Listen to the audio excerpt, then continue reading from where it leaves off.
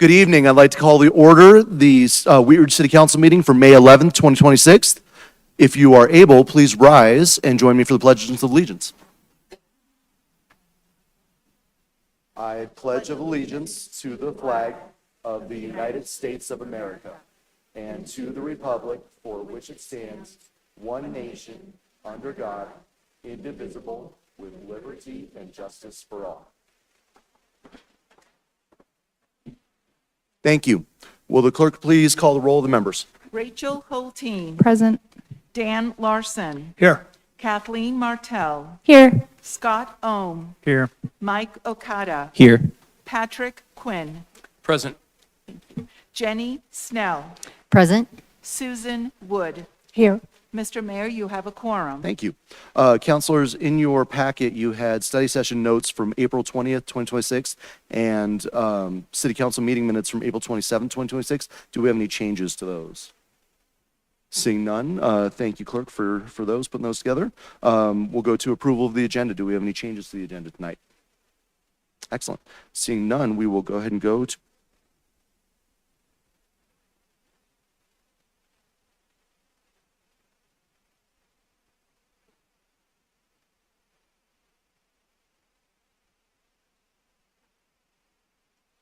If I may have Chief Murtha and the officers in the room with us, please come up and join me.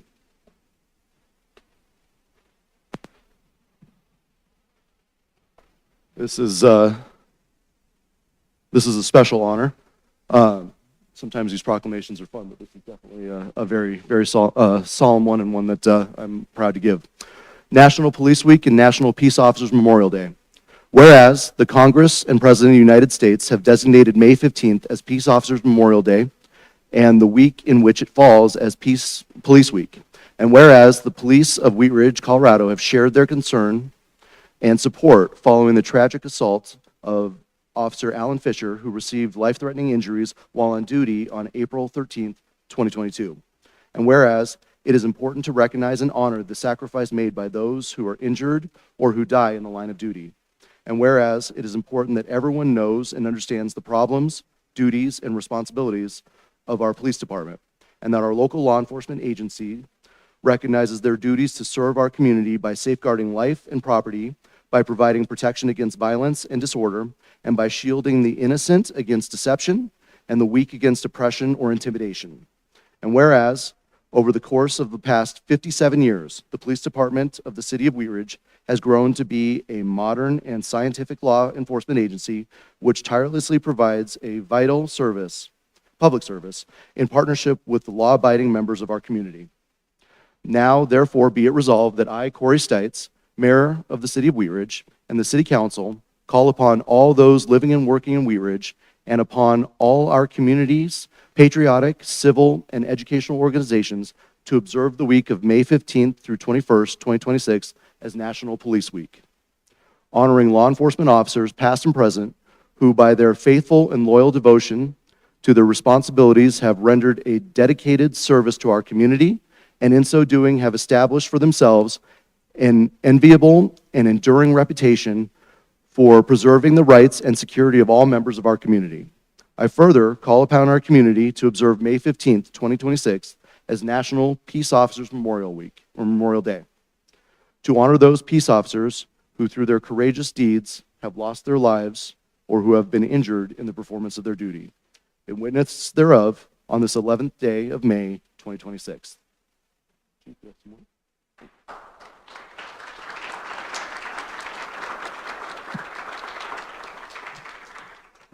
Thank you, Mr. Mayor, and thank you, Council, for recognizing the Wheat Ridge Police Department. On behalf of the women and men of the Wheat Ridge Police Department, it's in my honor to stand up here and represent them as it is every day. To my left, we have Officer Taggart from our traffic unit, who has been on for how long, Larry, now? 35 years. He's a testament to what Wheat Ridge is through and through, and he consistently is one of our highest performers and lowest number of complaints, which is astonishing. Astonishing. Also with me tonight is Division Chief Kellogg, Division Chief Kellogg, again, a tireless worker, 33, 34 years, I think, on the job. And he's another testament to what it is to be part of this, this sort of fraternity of men and women who go out and do this job every day. In the notes, you'll notice that Alan Fisher is still in there from 2022. Alan Fisher is officially retired as of this year, and when I was reviewing the form, I thought about taking him out, and I thought, you know, people don't understand what it means to sacrifice. And since 2022, Alan and his family have been sacrificing, trying to get healthy, trying to get back to somewhat of what he was, which will never happen. When I talk to Alan, he doesn't regret any of it. I mean, he is a grouchy man by nature, but he doesn't regret any of it. He's loved his career. He's loved everything he's done. And he doesn't talk about the sacrifice so much, but it's there, it's evident, and it's evident in everything he does. And so maybe next year we'll think about, since he's retired, about removing him, but I wanted everybody to know that, you know, that we're 4 years into this with Alan. We've stuck with him and he's stuck with us, and that's the culture that we have in Wheat Ridge, people like that. So thank you for this proclamation tonight. On behalf of the women and men during this week when they're getting fed like crazy, I will interject myself in a happy moment and tell them that they were also noted by the mayor and council and the members in the audience tonight. Thank you.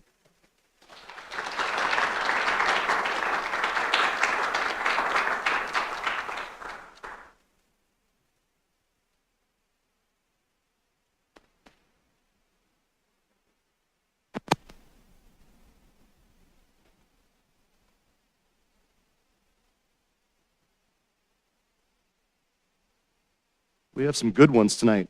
Can I have my public work team join us up here? We've got a bunch of you guys here tonight, I think.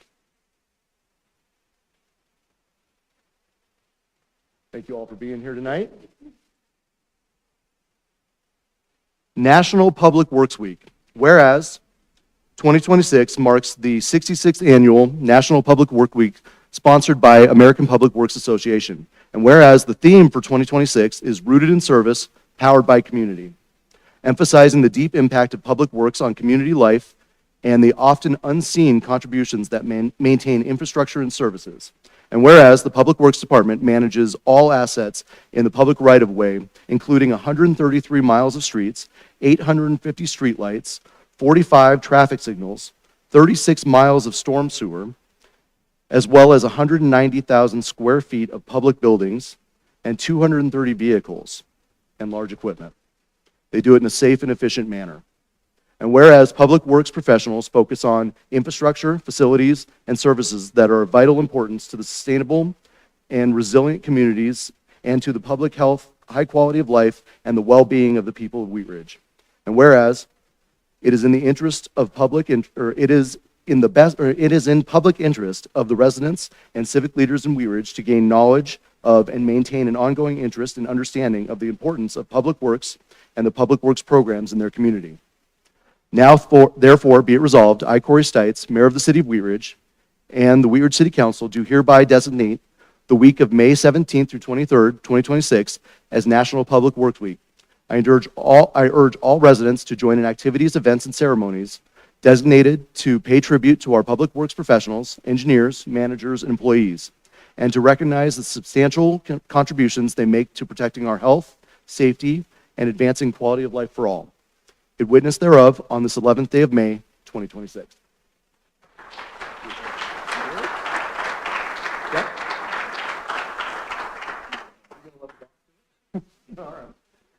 Mayor and Council, thank you for this recognition. We are grateful to be able to serve this great community.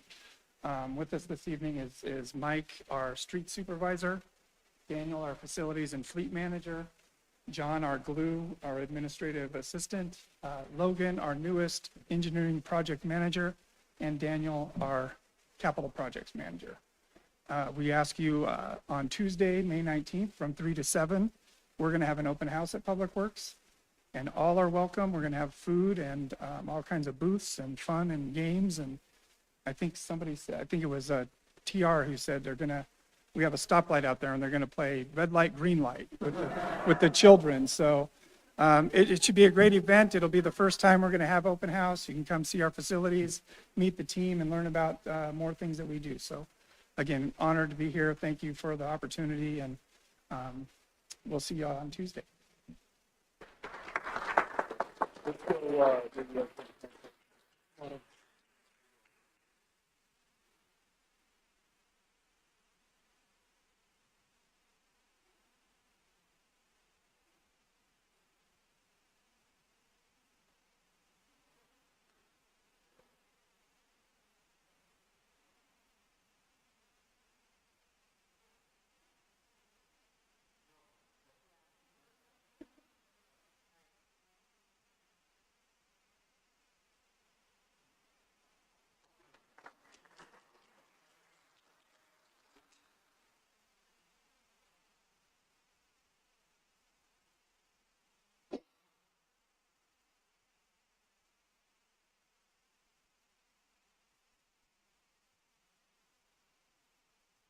One more proclamation this evening. If I may have all of our clerks join us up here. We have our senior deputy, Oriana Maloney. We have our deputy city clerk, Lucy Spolenka. And we have our city clerk, Ms. Janice Hoppy. Clerk's job is never done. It's our 57th annual Professional Municipal Clerks Week, May 3rd through 9th, 2026. Whereas municipal clerks are the guardians of democracy and its most local and most vital level, keepers of the public record, stewards of public trust, and the quiet voice behind every meeting, every vote, and every ordinance that shapes the daily lives of our residents. And whereas the office of the city clerk ensures that the voices of Wheat Ridge residents are heard, recorded, and preserved for generations to come. Whereas Municipal Clerks Week municipal clerks bring to their work not only professional expertise, but a deep and abiding commitment to transparency, accuracy, and service, ensuring that every detail of public record reflects the highest standard of care. And whereas municipal clerks pursue continuous professional development, holding themselves to the highest standards of excellence to serve their communities. And whereas the city of Wheat Ridge, a community built on hard work, civic pride, and neighborly spirit, is strengthened by the dedicated public servants who uphold its values and serve its residents with professionalism and care. And whereas the city of Wheat Ridge is proud to be served by professionals who embody these values every single day. Now, therefore, be it resolved that I, Corey Stites, Mayor of the City of Wheat Ridge and the Wheat Ridge City Council, do hereby declare the week of May 3rd through the 9th, 2026 as Professional Municipal Clerks Week in the City of Wheat Ridge, and call upon all of our residents to recognize and celebrate the dedicated professionals who have served our community with quiet dedication, steady hands, and unwavering integrity. Because democracy is not just an idea, it is a record kept, a meeting noticed, a vote counted, and a resident heard. In witness thereof, on this 11th day of May, 2026. You have some words, Jim?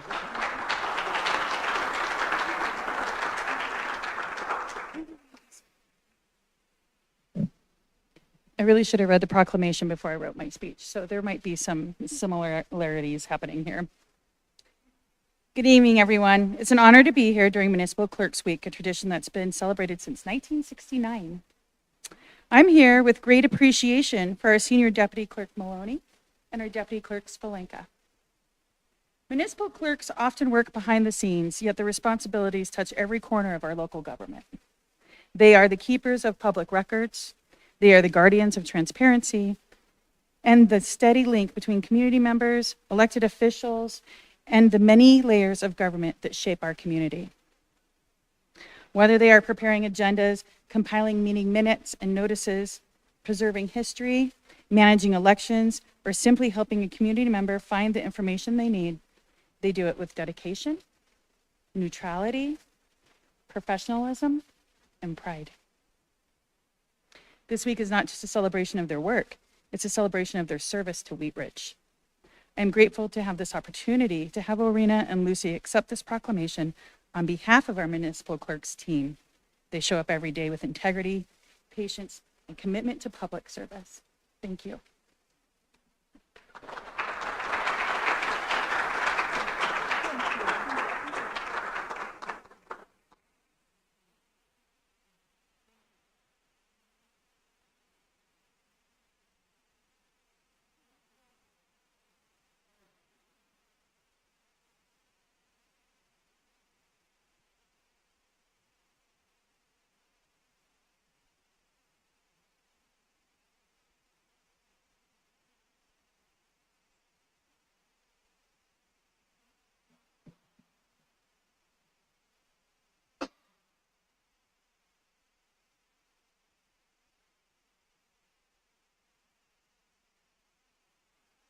We have one more proclamation tonight for Mental Health Awareness Week. If I can have Julie DiTullio join me up here.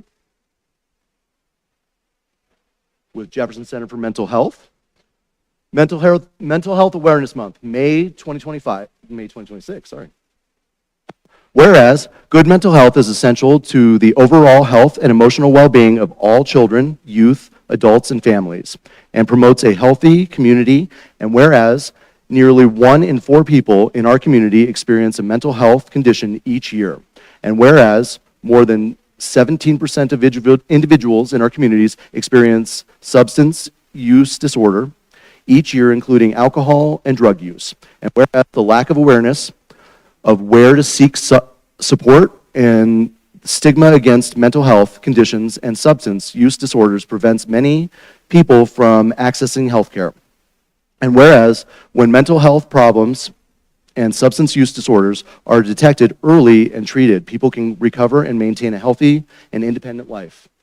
And whereas the mental health problems whereas increased focus on prevention of mental health conditions and substance use disorders among children, adolescents, and adults through screening and early intervention helps reduce suffering and improves lives.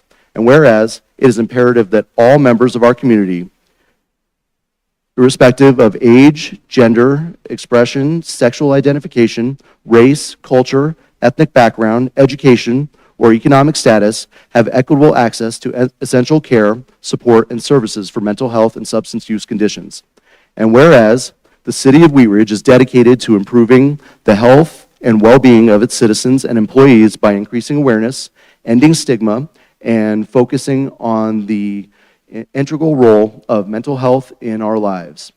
And now, therefore, it be resolved that I, Corey Stites, Mayor of the City of Wheat Ridge, and the City Council do hereby proclaim Mental Health Awareness Month and call upon all citizens and government agencies, public and private institutions, businesses, and schools to recommit to our communities and our resources to increase awareness and understanding of mental health, providing the appropriate and accessible services for all residents and making mental health a priority.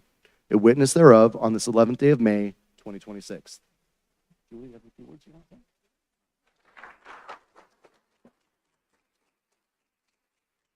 Right. Thank you, Mr. Mayor. Thank you, Council. My name is Julie DiTullio, and I am the Senior Coordinator of Donor Engagement at Jefferson Center. And on behalf of our board, staff, and the people we're honored to serve, thank you for declaring May as Mental Health Month in the City of Wheat Ridge. Each year, Jefferson Center serves nearly 25,000 people, made possible through partnerships with more than 150 community organizations, including the City of Wheat Ridge. Mental Health Month has been a cornerstone of advocacy since it began in 1949, and it remains essential for raising awareness and championing the funding and support that sustain life-saving programs and services in our community. Your partnership helps us ensure people can access vital care, therapy and counseling, substance use and crisis services for youth and adults, and community trainings like mental health first aid and QPR suicide prevention training. Mental health is fundamental to overall well-being. Conditions are common and treatable. About 1 in 4 people will experience a mental health condition in any given year, and life's challenges can affect anyone. Even so, many people don't seek help because of stigma or because they're unaware of available resources. That's why your recognition of Mental Health Month is so meaningful. By raising awareness, speaking out against stigma, and advocating for sustained funding, we can build a community where seeking support is met with empathy and where people can get care when they need it. When individuals feel connected and supported, our whole community grows stronger. We're truly grateful for your recognition of Mental Health Month and for your ongoing partnership with Jefferson Center. Thank you for standing with us to create a healthier, more resilient community. Together, we can make a difference.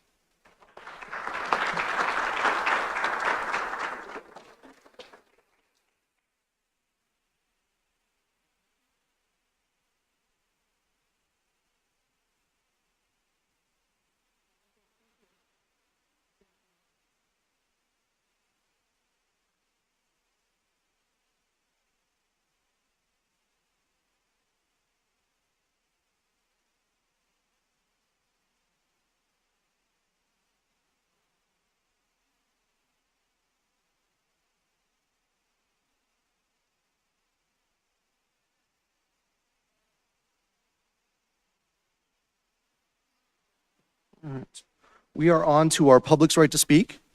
Residents will have 3 minutes to speak on any item not on the agenda. When I call your name, please come up to the podium. Please introduce yourself, spell your last name for the record, let us know whether you live or work in Wheat Ridge, and then you may speak. As far as the lights go, you will have 3 minutes to speak. The lights, as long as they're green, you have plenty of time. When they start blinking, you've got about a minute left. With the yellow light, you got about 30 seconds to start wrapping up your comments. And when it's red, please wrap up your comments. I will call up our first person, then I will call up a second person on deck, just so you're aware of when you'll be up. So we will go ahead and start with our first person. Looks like we have Addison Gothard up and Gabriel Wortman on deck.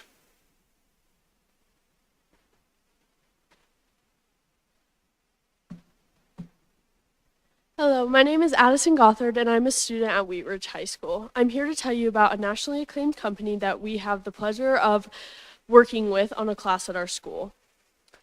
Gone Boarding is a company that provides us with materials, training, and curriculum for our class at our school. By doing this, they will allow us to create our own personalized skateboards, skis, snowboards, and other boards like that. There are only 50 high schools in America with this company and only one other in Colorado, and it's not in Jeffco, so it will be entirely unique to our school. Enrollment is key to keeping a school afloat, and this program would really help draw kids in from feeder schools to Wheat Ridge. This class would allow us to access project-based learning. Personally, I've never been a big fan of learning from textbooks, and I'm really a hands-on kind of person. And this class would allow kids at our school, like me, to access this kind of learning while doing something that they love. Thank you for your time.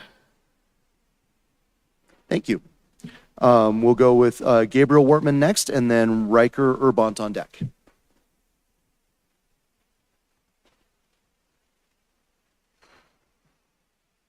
Hello, I'm Gabriel Wortman, I don't need to spell my first name. Wartman.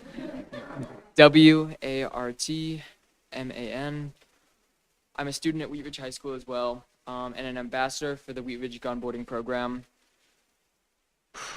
The Wheat Ridge Gun Boarding class, also known as the Wheat Ridge Board Factory, would give students the ability to access culture and community through Colorado's strong outdoor spaces.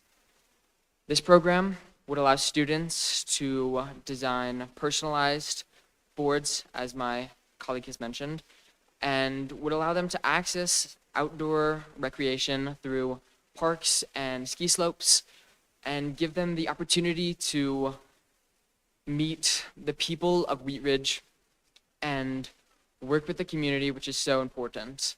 Wheat Ridge is a very supportive and outreaching community who helps the youth and works with people of all different generations and interests. This program at our high school would allow students to connect with more than one demographic of people and give students the opportunity to grow and learn doing the things they love with the people of their community. The Wheat Ridge Board Factory program would give students the opportunity to learn all of these things in outdoor spaces, which is not only beneficial physically, but mentally as well. I personally have struggled with mental health in my past and know how important outdoor experiences can be, not only for mental health, but for the physical health of our youth as well. And I think that the outdoor opportunities that this program would allow our students to have are incredibly beneficial and would benefit not only the students, the school, but the community as a whole. Thank you all for your time. Thank you. Riker Urbont is up. Hello, my name is Riker Urbont, U-R-B-O-N-T. It's no secret that skiing and snowboarding is a massive part of Colorado's culture. And I personally am a Colorado native, but I've never had the chance. What I think the Wheat Ridge Board Factory's biggest impact will be is the access and equality. I would personally love to go every year when winter rolls around. I get to hear all my friends being so excited to go back up to the slopes. I haven't had the chance. I think this would be the perfect way to be introduced to it while also learning hands-on skills. we're already working with companies like Course Tech and local board manufacturers. So this program won't just provide in-school opportunities and recreational, but also chances for careers and hands-on skills for things like trades and carpentry. Now, what we're asking for is you to keep us in mind when looking at grants, and if anybody thinks they can help us in any way, please contact our two amazing teachers, that being Tegan Myers and Burke Edgar. Thank you so much for our time. Thank you. All right. We'll thank our Wheat Ridge Gone boarding crew for coming in tonight and letting us know about the program. Thank you all for being here. You know what? We have the communications director here. We might as well get a picture. Why don't you guys come on up in front of council here and we'll.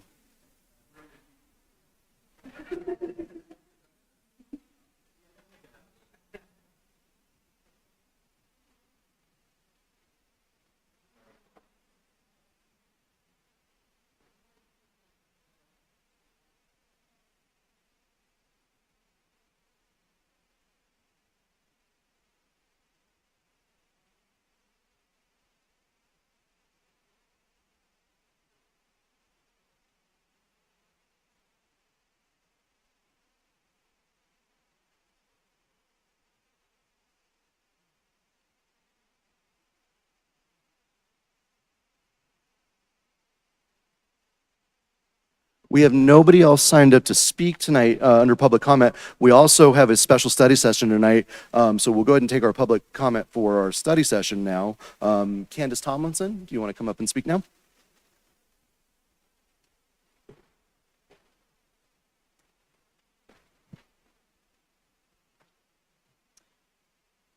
My name is Candace Tomlinson, Tomlinson.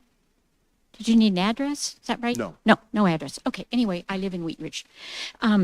Anyway, so my comment tonight is on the Cats at Large proposed revision for the city code. So evidently staff received feedback that there may be interest in reviewing the regulation regarding domestic house cats and not allowing them an exclusion under the animals at large.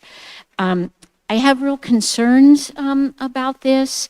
I don't know if there's a problem or an issue that kind of instigated, it's maybe not the right word, but this proposed change. But I really feel that perhaps, or I feel that this really would force cat owners, responsible pet cat owners, such as myself, to keep their cats in at all times, basically force them to be inside. Because cats are not like dogs. They can climb fences, they can squeeze through small spaces, they may or may not come when you call them. So it would be very, very hard to basically keep your cat from being at large. I'm a responsible cat owner. My cats are in at night and when we're not at home. My cats are working cats. I look at them or want them for rodent and rabbit control and ideally squirrel control, although they're horrible at that. But I really feel that this would put an unfair burden on me as a responsible pet owner. So I'm going to comment real quick on a couple of the potential reasons for why this update would be considered. One was the running at large increases the danger for cats due to automobile encounters, interaction with predators, etc. And while I'm thankful that the city is concerned about that, I don't see that as the city's responsibility or real concern. If my cat gets hit by a car or run over by a coyote, or not run over by a coyote, eaten by a coyote, that's really my responsibility as a pet owner to take care of that or address that issue. The other one, and perhaps this is the one that's really the issue, I don't know, is that the cats are the second largest human-related cause of bird death, with habitat loss being number one. So I'm a birder, I love birds, but I feel that cats are just a tiny, tiny part of the problem. Free at large and roaming cats are just a tiny part of the problem. It's a complex and multifaceted problem, the bird crisis, and I feel that just banning outdoor cats would not really solve the bird problem. There would need to be bird-friendly windows that kill a lot more birds than outdoor cats. And unfortunately, I've had numerous bird strikes on my big picture window over my garage. It's terrible. And bird-friendly night lighting, and as well as the reduction of rodenticides and glue traps, which also create major problems with our bird populations. So I know I'm out of time, so let me just wrap it up. I'll say that in conclusion, I believe that this potential regulation for cats at large will potentially create more problems for staff and responsible pet owners like me, with little to no benefit and perhaps with some unforeseen consequences and problems. Thank you. Thank you. Okay.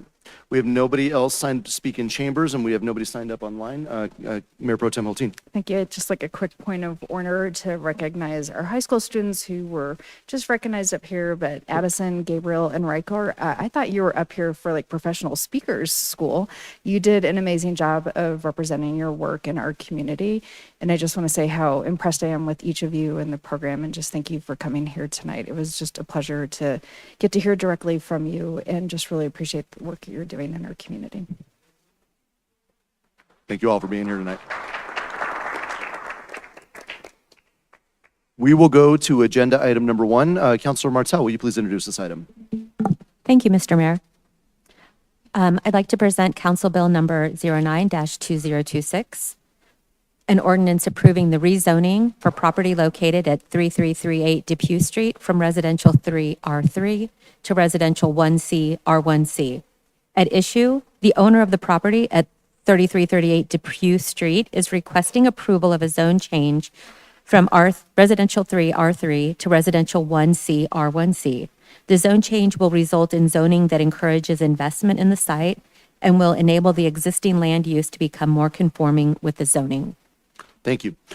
This is a public hearing. It's an ordinance on second reading, and it is quasi-judicial. I will open the public hearing and ask for Mr. Goff. Do we have a presentation? Or Director Mikulak?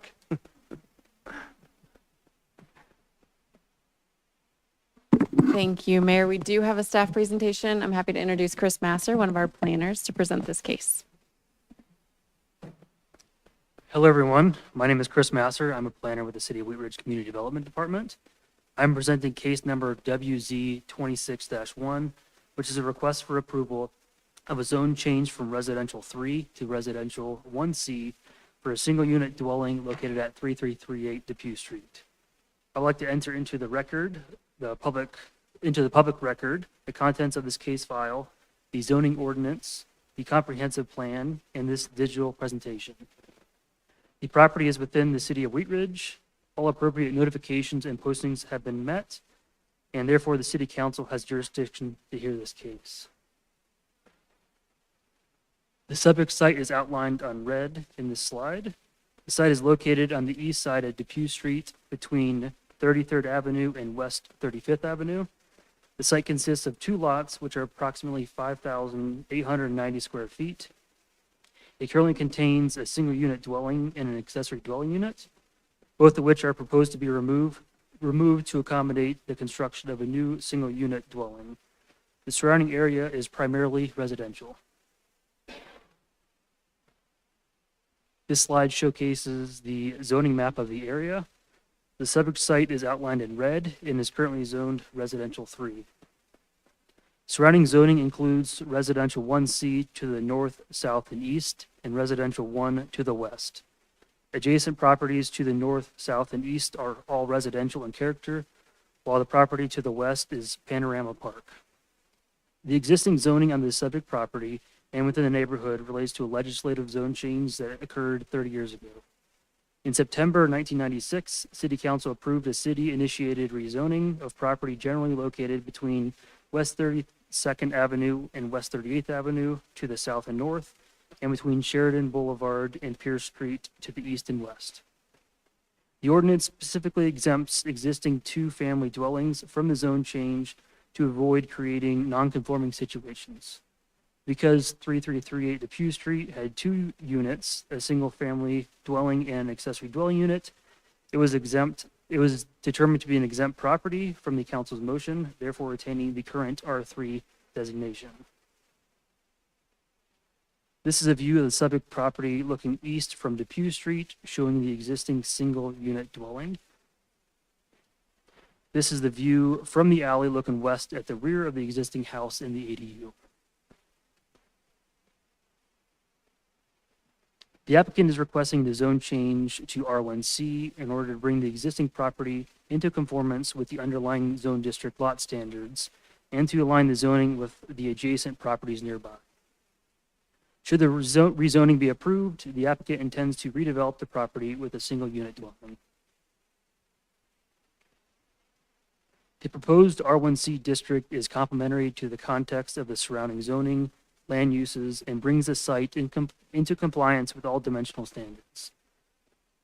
This table compares the existing R3 zoning with the proposed R1C zoning, developmental standards. The most notable differences between the two zone districts include the permitted uses, minimum lot size, minimum lot width, and setback requirements. As a requirement of the zone change process, a neighborhood meeting was held virtually on December 30th, 2025. 4 members of the public attended the meeting, and notes from the meeting are included in tonight's staff report. Since Wheat Ridge is served by special districts, we sent the application on referral to agencies including fire, water, and sanitation, as well as completed an internal review. We did not receive concerns or objections from internal departments or outside agencies. Before the hearing, the property was posted for 15 days, and letters were sent to occupants and property owners within a 1,000-foot radius. And the property was posted on Wheat Ridge Speaks.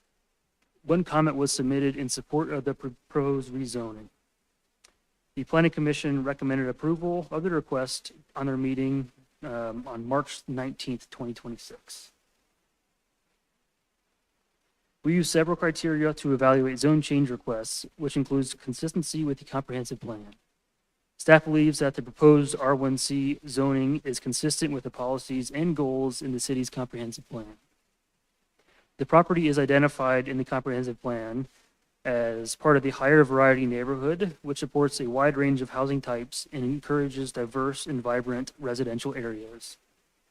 This designation is intended to provide housing options for a variety of household types and income levels.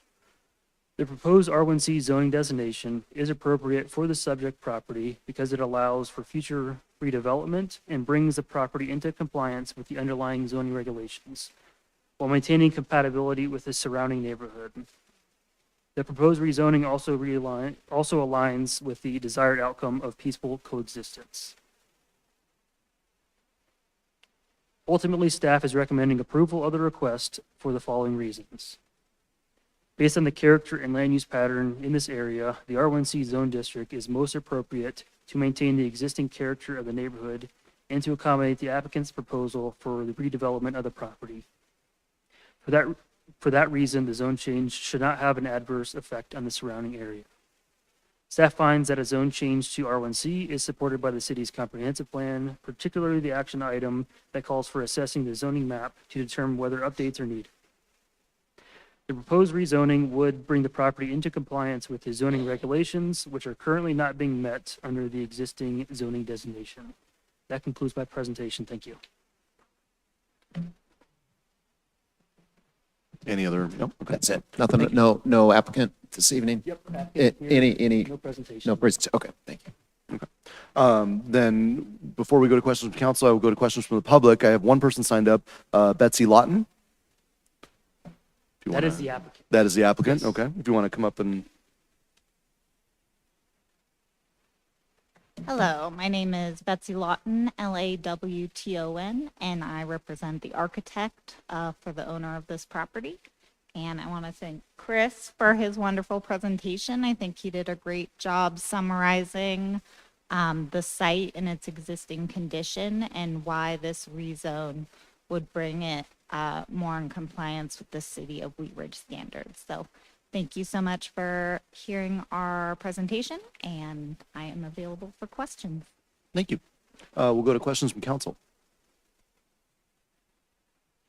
Councilor Larson.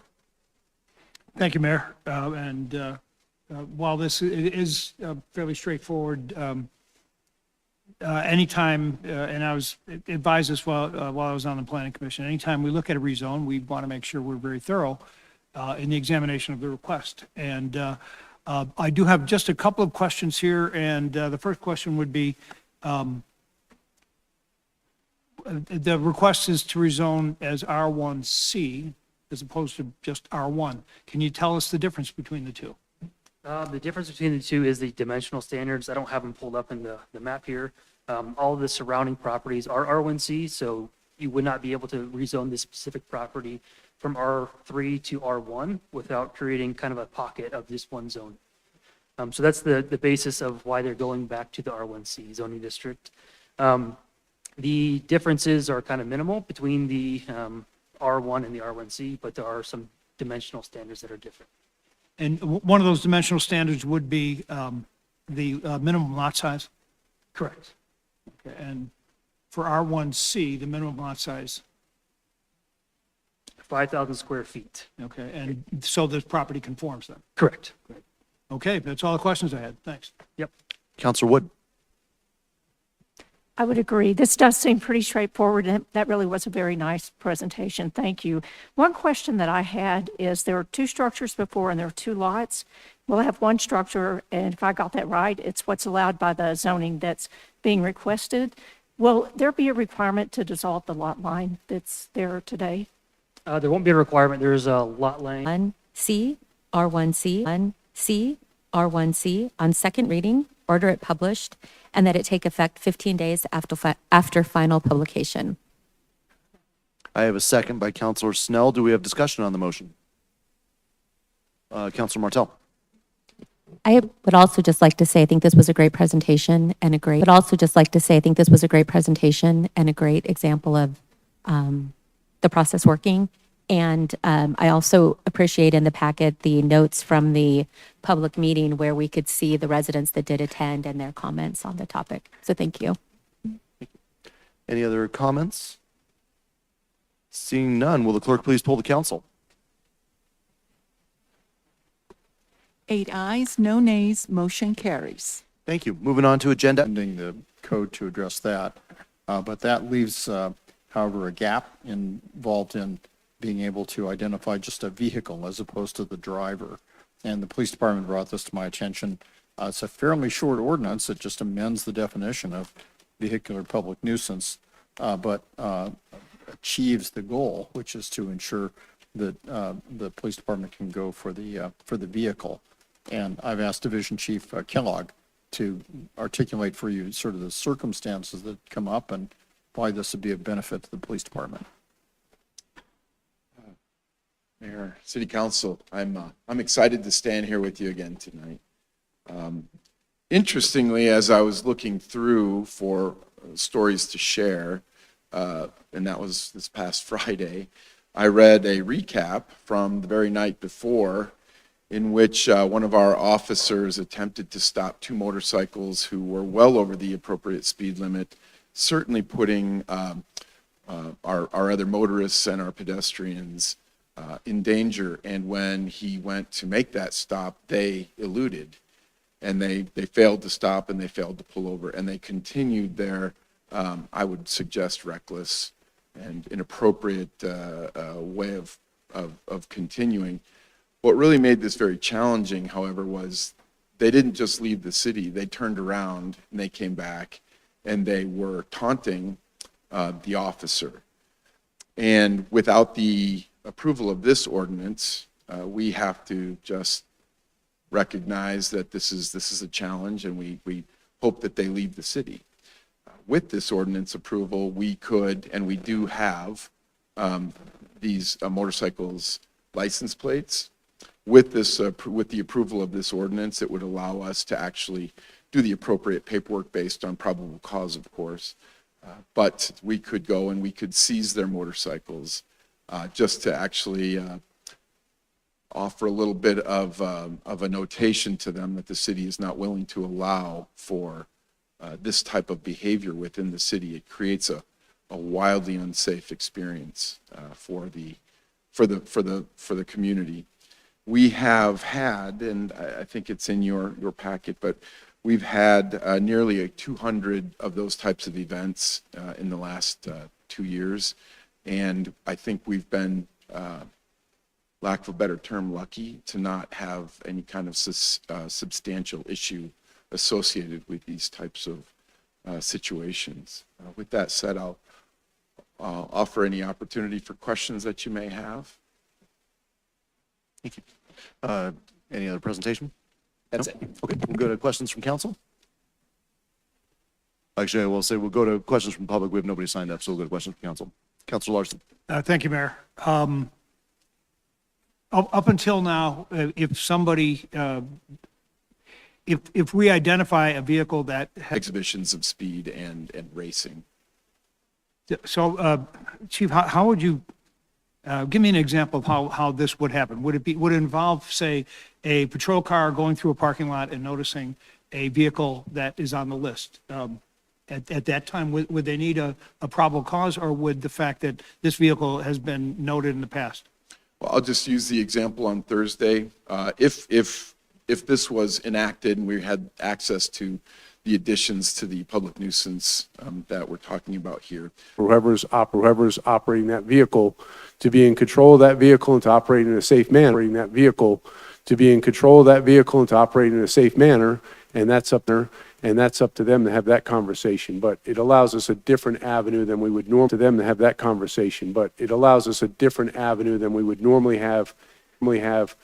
Let's say we did pursue. we can make that stop. And if they stop, we will. Let's say we did pursue. We can make that stop. And if they stop, we will secure that we will secure that vehicle if it is not registered. If it is registered, we can have, oftentimes we will have the registered owner come and get it. You need to put plates on it. Oftentimes we will have the registered owner come and get it. You need to put plates on it. So we try to work with the folks, but with the community that we work with. But if we find that, yes, sir. And then we send a tow truck and an officer and go. Yes, sir. And then we send a tow truck and an officer and go get the motorcycles in Go this get case. And then get the motorcycles in Go this get case. And then what? If they want their bike back, that's okay, that happens to me all the time. They want their bike back, that's okay, that happens to me all the time. That's okay, that happens to me all the time. So at what point in time do they get the ticket for being not a good citizen? Right. So the civil aspect of it is in the court procedure. When we put all the paperwork in to hold that vehicle, we do have to notify the owner of the vehicle, and we give them all the appropriate paperwork, and we let them know that this is what happened. You do have the opportunity to challenge that probable cause, and this is how you do it. Perfect, thank you. Sure. Thank you. Councilor Snell. Thank you, Mayor, and thank you, Chief Kellogg, for this. I just wanted to ask about something. I was reading through and thinking about what Councilor Ohm asked in the a vehicle without a license plate. Can this also cover e-bikes and the e-bikes that look like motorcycles and you're not really sure until you get real close? So it can. There are certain, and we chatted about this quite a bit. There are certain e-bikes that have a power rating, if there's a better way to put that, that would actually fall within this ordinance. Thank you. That's great. Sure. Councilor Martell. Thank you, Mayor. Thank you, Chief. I had two questions. One is, if we have identified a license plate and it's on this list, and that vehicle is identified not at the home, not at the address where it's registered, but in the King Super parking lot or on a side street, can it still be towed? Or is it only at the residence or the address on file? If our officers can articulate that this is the motorcycle or vehicle, and that this is the license plate that is associated with this vehicle. They can take it from anywhere that they find it.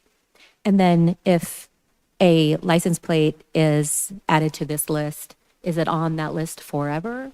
Or like if a year goes by and we're not able to track down the vehicle and then it's found, is that forever? It's not really forever. CCIC actually, they actually purge their data, and I don't know the exact time. I believe it's every 7 years, but I believe they purge that data for certain violations. So, for example, if somebody has a murder warrant, that stays in there forever and ever. This, I believe, would be something that would be purged. But it wouldn't be like a 30-day. It would be, we'd have time to Right, follow up on we would, this. Okay, yes. Great. Thank you for the Yes, information. sure. Mayor Pro Tem Hulting. Thank you. I am going to build off of the previous two questions.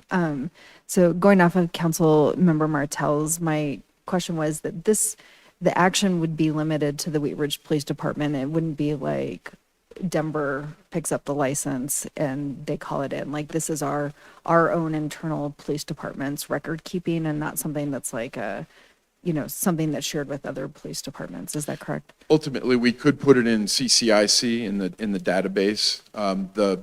The hope, the belief would be that we would exercise this probable cause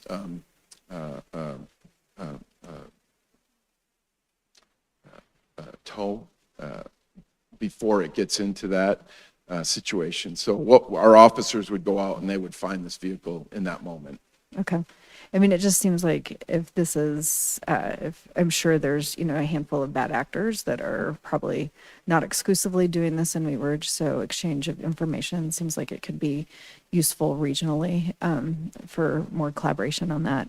And then to the e-bike question, so just a clarification that a true e-bike cannot go over 28 miles an hour. Yeah. So to get away from you at 20 miles an hour would take some creativity. So I think most e-bikes that might fall under some sort of probable cause in here are not true e-bikes and are actually modified e-bikes that have had speed regulators or speed governors taken off and are going faster than 20 miles an hour, in which case they're violating probably a couple of different moving vehicle things. So I'm just wanting to agree with that. Yep. Thank you. Yes, ma'am. Any other questions from council? Seeing none, I will go ahead and close the public hearing, and I will ask Councilor Larson for a motion. Thank you, Mayor. I move to approve Council Bill number 10-2026, an ordinance amending the Wheat Ridge Code of Laws concerning vehicular public nuisance, and that it take effect upon adoption at second reading as provided by Section 5.11 of the Charter. Second. I have a second by Councilor Quinn. Do we have any comments or discussion from council? Councilor Quinn. Just one, I think, since I seconded it, I'm in full support of it, and I think it's another tool in the toolbox. And I think what it will ultimately do is you don't have to go chase them. As long as you get the license plate number, then we're not putting the public or the officers in danger as much. And it gives us another way to go take care of the problem. Thanks. Thank you. Councilor Okada. Thank you.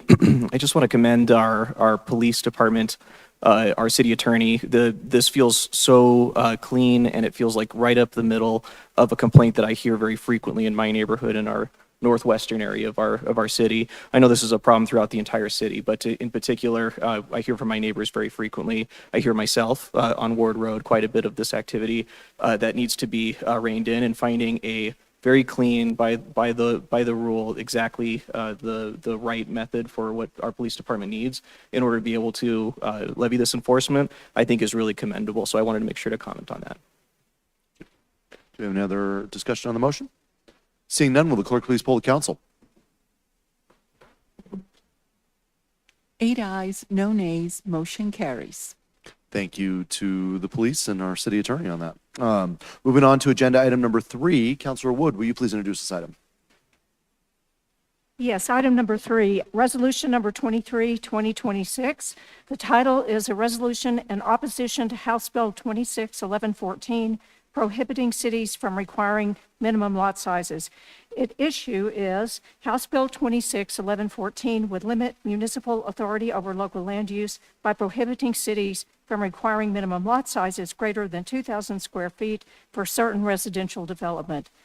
The City Council is being asked to consider adopting a formal position opposing the bill based on concerns that it would preempt local zoning authority, conflict with Wheat Ridge's adopted plans and community-driven policies, and impose a one-size-fits-all approach to land use regulation across diverse communities. Thank you, Councilor Wood. This is a resolution by council. Mr. Goff, do we have a presentation? I would turn it over to Ms. Hulteen, our Legislative Committee Chair. She might have Mayor some Pro more. Tem Holteen. Thank you. I'll just make some comments actually about all 4 of the resolutions and then invite my my co-committee partners in legislation. So just as a reminder, this session we handled a little bit differently than last session, and hopefully next year we'll operate a little bit differently with our newly hired legislative, what's policy analyst? Is that Wyatt's position? Oh, okay. There you go. Anyway, so we focused really this time, instead of comprehensively following like a whole bunch of bills, we decided to really dial in on, we initially started with 3 bills and then added a 4th last minute bill, and really heavily looked at the lens of what has the most impact on our city. So the 4 bills that we are bringing to you tonight for your consideration, we took the positions as the bills were introduced. Of course, as legislative bills go through the process, they do change, and we can certainly provide a post-legislative session update on how these bills landed. But we prioritized these 4 bills after a lot of discussion in partnership with CML and city staff. Took the 2 opposed and 2 support bills because we felt like those positions were in the best interest of our community and our city. So I invite my co-chair Dan or Councilmember Okada to provide any additional comment on the bills we're bringing forth tonight. And thank you, Councilmember Hulteen. I do have to acknowledge the fact that this year the way the Legislative Affairs Committee operated, I think was really coming together. Experience is the best teacher, and we had some good experiences this year. There were opportunities to testify, and we did testify at 2 Senate hearings during the session. And I'd like to think we've made some inroads with some of our legislators, and they're aware of the fact that the folks in Wheat Ridge are keeping an eye on what's going on under the Gold Dome.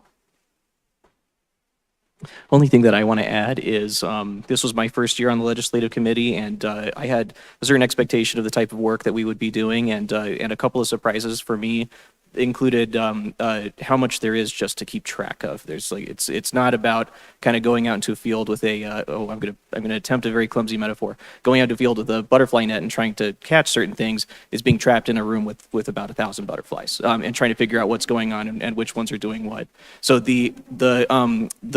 that work is super interesting. We had a really good chance to be able to do quite a lot of work as the committee this time around, and now that I know what that kind of work is looking like, I feel even better prepared for the next time that we go through. And I also want to thank the city staff that has supported us. That was really helpful in the context that we had in that area, and thank the other committee members for that work, because it really takes a lot of focus and intention to be able to do this work right. Thank you. And sorry, I wasn't expecting to speak now, so it's taking me a minute to gather my thoughts. But I do want to thank Amanda Harrison for wrangling us. It was a really fast pace, and there were times where I just felt like legislators were just throwing things against the wall, and you do have to like take a look at what hit the wall. I love that butterfly metaphor. I'm going to not forget that. But I think we really kept our eye on the butterfly, and the decisions to pick bills is really challenging because a lot of bills actually do impact us. And we did adopt rules this year that for us to actually take an advocacy position, we had to have unanimous support on the bill. It didn't seem, with only 3 of us, that like 2 people supporting a bill and a third when you're just picking 3 or 4. So we did do that, and we actually, I would say we had really good discussion, and it was never really too big of a point of contention. But I just really want to thank both Councilmember Okada and Councilmember Larson for good discussions. And I will tell you, with 2 days before the end of the legislative session, everybody's happy it's over. Yeah, so thank you. Before we go to questions from council, we will go to questions from the public. We have nobody signed up, so we'll go to questions from council. I think, Mayor, you should take credit for this one because it did fail. So your opposition resolution worked. Congratulations. Well, there we go. Well, that's true. They knew, though. They It knew will was have coming. worked in the future, and we're excited about that. Doctor Who rules, right? All right. So, no questions. So, may I ask Councilor Wood for a motion, please? Yes. I move to approve Resolution Number 23, 2026, a resolution in opposition of House Bill 261114, prohibiting cities from requiring minimum lot sizes. Second. I have a second by Mayor Pro Tem Holteen. Do we have any discussion on the motion? Seeing, oh, wait, Councilor Quinn. Just one real quick. Thanks for taking this up on the committee. It's important that, I think Wheat Ridge, we do a lot of good things, and the state, for some reason, thinks they can one-up us at times. And I think we do a good job in our zoning and everything, that we don't need that kind of help, and it helps preserve our home charter. So thanks. Any other discussion on the motion? Seeing none, will the clerk please poll the council? 8 ayes, no nays, motion carries. And congratulations, council. I hear that your resolution worked out really well. So that's what happens when you stand up for yourselves. I like it. Going on to agenda item number 4, Councilor Ohm, will you please introduce this item? Thank you, Mayor. I'm hopeful maybe I'll have the same luck. Yeah. Okay, resolution number 24-2026, a resolution in opposition to Senate Bill 26-117, proposing new restrictions on how Colorado lottery tickets may be sold. At issue, the Legislative Committee is requesting City Council consideration of advocacy position regarding Senate Bill 26-117, permissible methods of selling lottery tickets. The bill proposes new restrictions on how Colorado lottery tickets may be sold, including limitations on modernization efforts such as online sales and updated payment methods. The committee recommends that City Council adopt a position opposing SB 26-117 to help protect essential funding for parks and outdoor infrastructure. Thank you. This is a resolution by council. Do we have a presentation on this, or?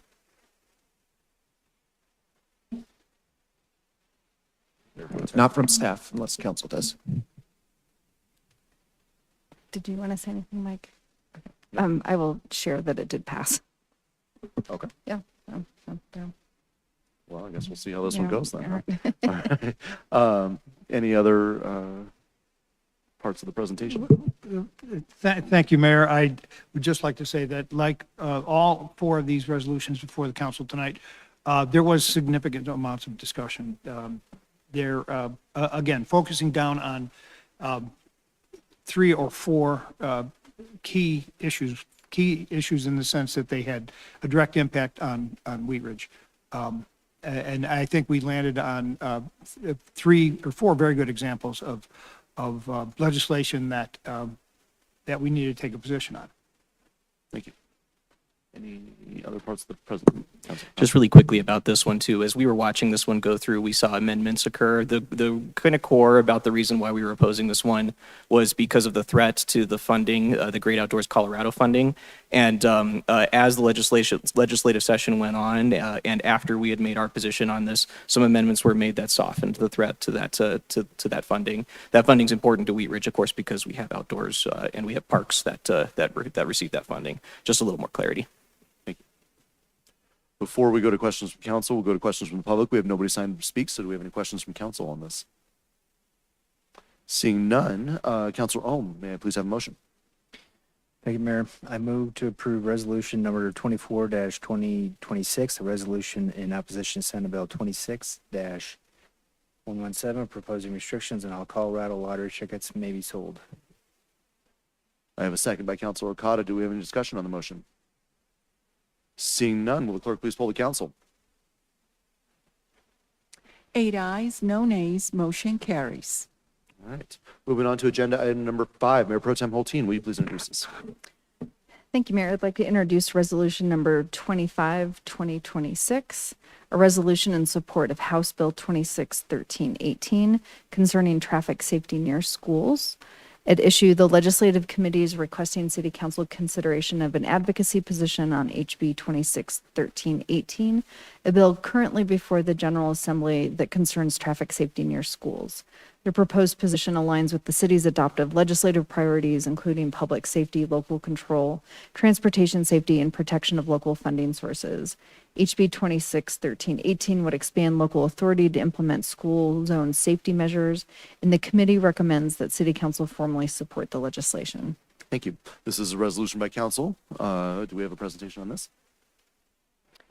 This was, where's my hand? So we actually, part of why I was asking Councilmember Okada if he had comment on the last one is we each kind of picked areas. And so these bills kind of fall in our different areas that we were tracking. And this was in my area. And this was a late session bill and actually has passed and got through very quickly. It allows us to expand school zones beyond the current allowable range, and it actually mandates if you're going to make it a new school zone any less than that, you actually have to have a public hearing. It allows you to do school zones on private roads, and it also removes some of the barriers to AVIS enforcement near schools.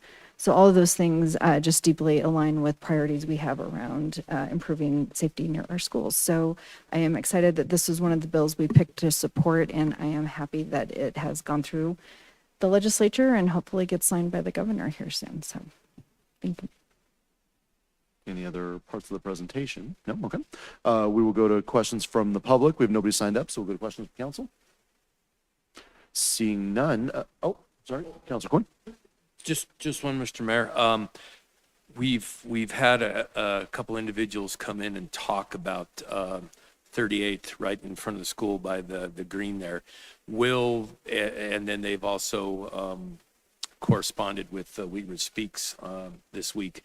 Will this help alleviate the problems they're talking about by being able to put AVIS or expand that or do anything to help with the speeding that they've been writing about? Thanks for asking that. So I think the request we saw come through today was around specific like street design and street treatment. And this bill doesn't really fall within that. It gives us, it allows us to set a school zone, which is a slower enforced speed limit, further out from the school. So it doesn't really affect, the thing it could affect is it does give us the right to declare an adjacent street as a school street. And we could actually drop the speed limit down to 10. I don't know if we could do it on 38th, but we could do it on High Street. And actually, we could elect to even close the street. So it gives us a lot more like authority and like permission to do different, more speed control and less like street design and implementation. So ultimately, Stevens could be a beneficiary of it if we decided to do some of those like enhanced treatments. But I'd say the biggest thing is it actually removes barriers for a police department to do speed enforcement in front of the school and near the school. So that gives us more tools to actually enforce the speed limit. Any other questions from council? Seeing none, Mayor Pro Tem Hulteen, may I have a motion? You betcha, as soon as I get to it. Okay, I move to approve resolution number 25, 2026, a resolution in support of House Bill 261318 concerning traffic safety near schools. Second. Ooh.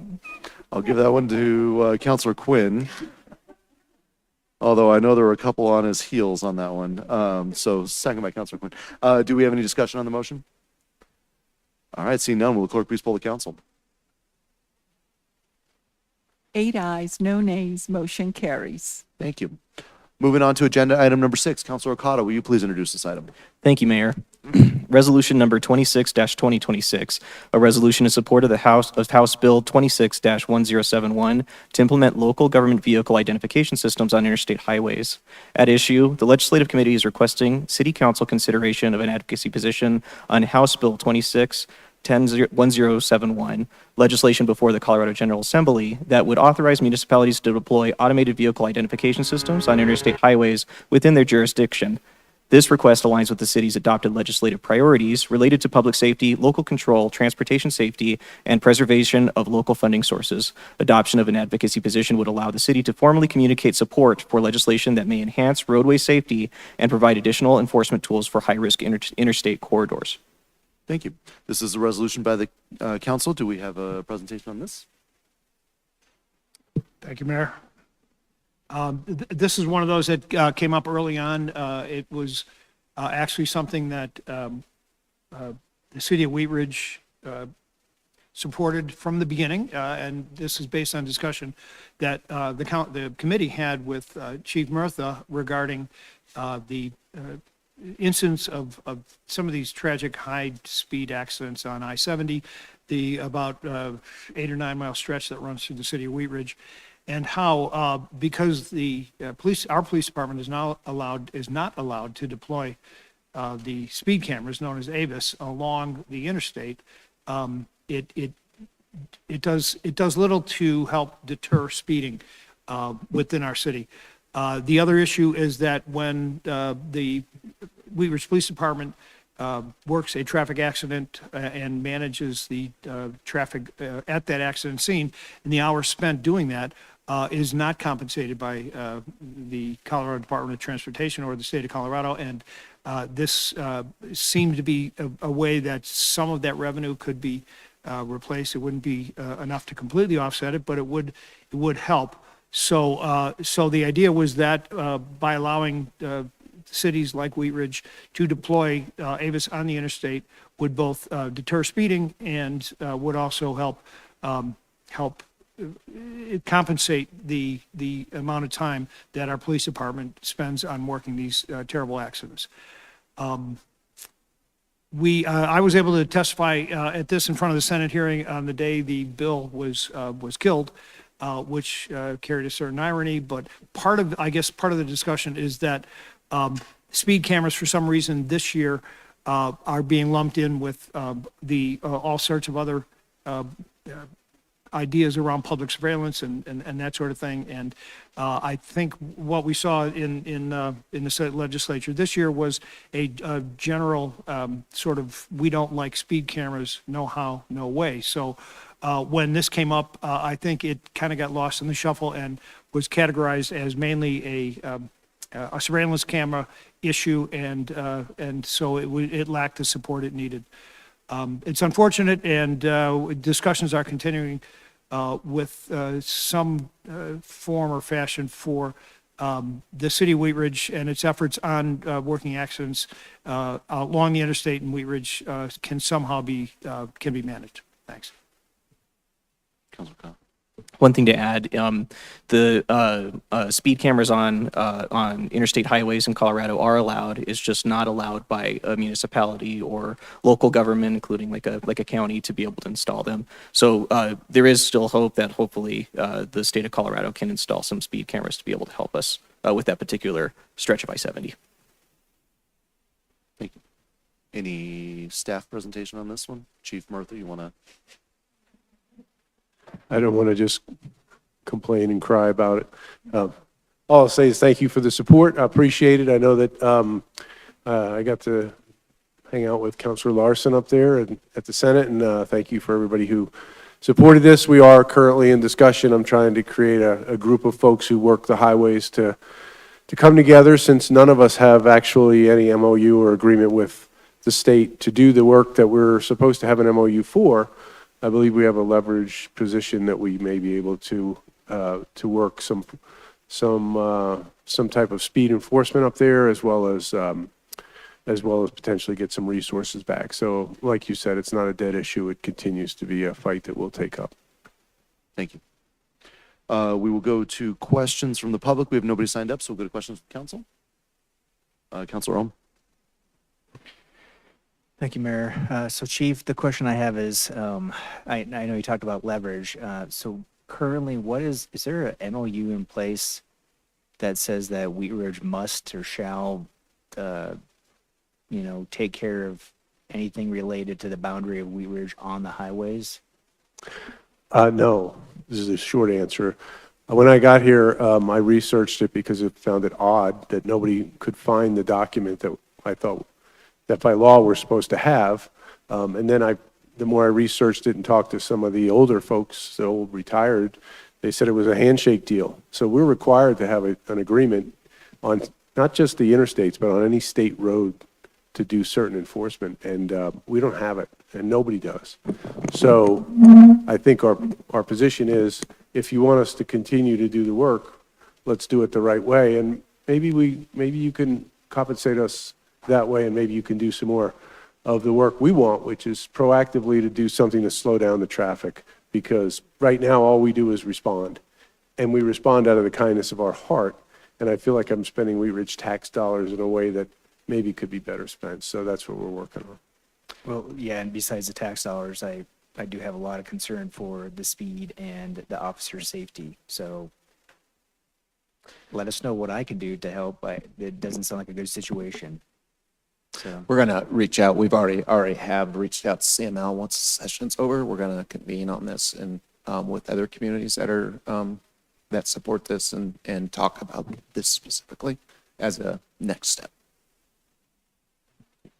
Any other questions from council? Seeing none, Councilor Okada, can I have a motion, please? I move to approve resolution number 26-2026, a resolution in support of House Bill 26-1071 to implement local government vehicle identification systems on interstate highways. I have a second by Councilor Ohm. Do we have discussion on the motion? Councilor Wood. Before we're finished with all the resolutions on this, I wanted to say thank you to the Legislative Committee. I know how much work it takes to track all of the bills, to choose bills to really dig into, and then to be able to do the work, to be able to have a voice in the outcome. So thank you for all the hard work. Any other discussion on the motion? Seeing none, will the clerk please poll the council? 8 ayes, no nays, motion carries. Thank you. And again, our compliments to our legislative committee. They did a fantastic job this year. And agenda item number 7, Councilor Snell, will you please introduce this motion? Thank you, Mayor. This is a motion to cancel the November 2nd, 2026 City Council study session. At issue, the City Council study session of November 2nd, 2026 currently coincides with the week of the upcoming November 2026 election. The City of Wheat Ridge will sign an IGA to run a concurrent election with Jefferson County. The Wheat Ridge City Council Chamber is an advertised Jefferson County polling place. As such, the City Council Chamber will require election equipment, election judges, and the utmost security to ensure a valid election free from protest. It is for these reasons that the staff in the City Clerk's office request to cancel the November 2nd, 2026 City Council study session. Thank you, Councilor Snell. This is a motion for the council. Do we have staff presentation on this? Seeing none. Do we have any questions we have no questions from the public, so we have questions from council? Seeing none. Councilor Snell, may I have a motion on this? You may. I move to cancel the November 2nd, 2026 City Council study session. Second. And I have a second by Councilor Martell. Do we have discussion on the motion? Seeing none, will the clerk please poll the council? 8 ayes, no nays, motion carries. Excellent. Moving on.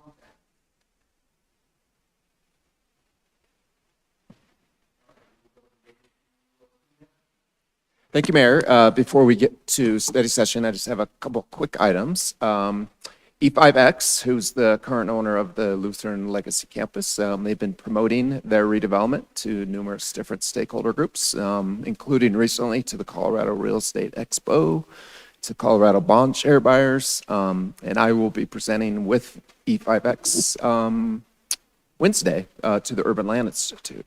And they put together this short little video that I want to show you. This is part of their marketing materials, and it's only about 2 minutes, but just gives you a new view of the proposed campus. Thanks, Marion.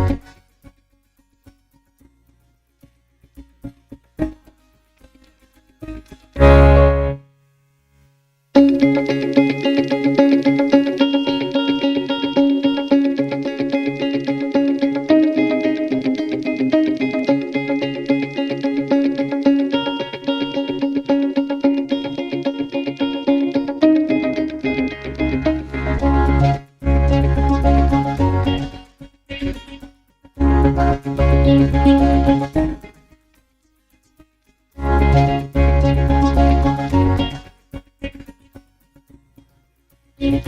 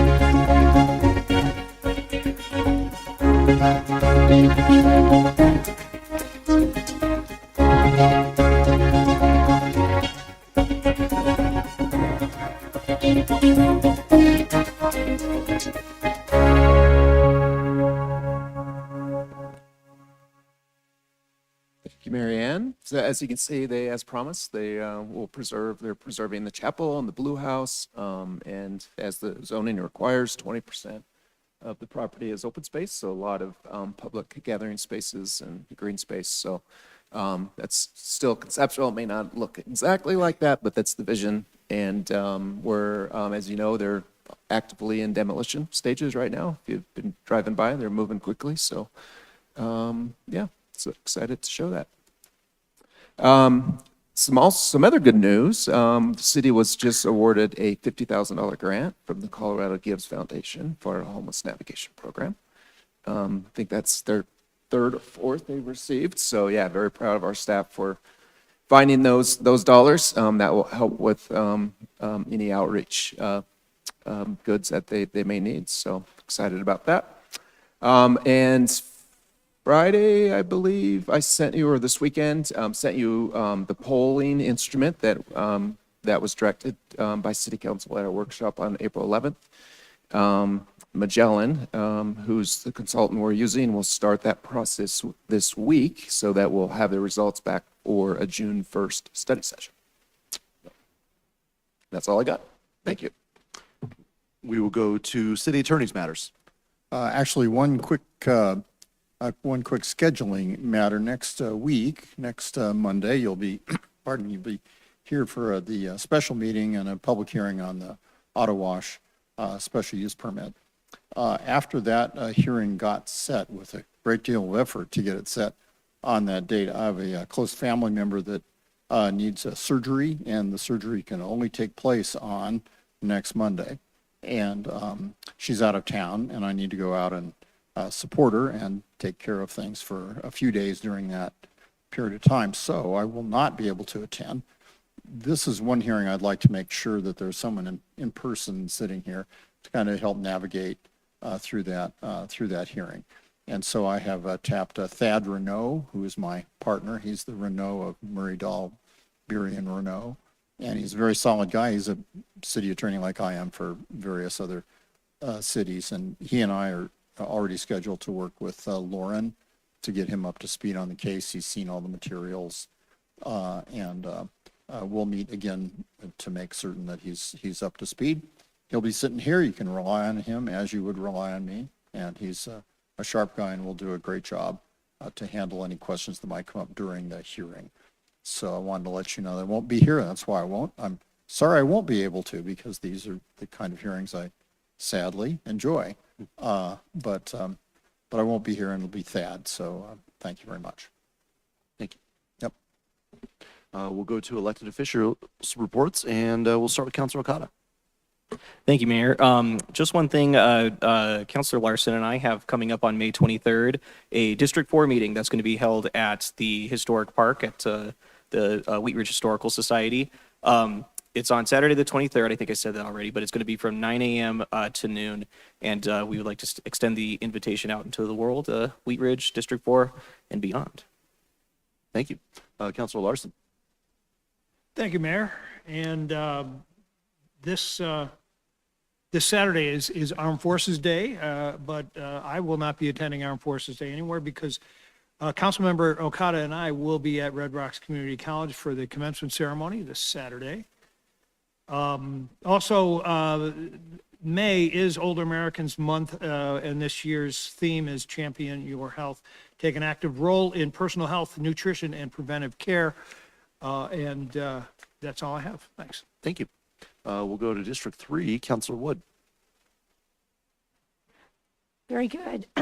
Actually, I will also be at the Red Rocks commencement this coming Saturday. I'm very much looking forward to that and very honored to be asked to attend.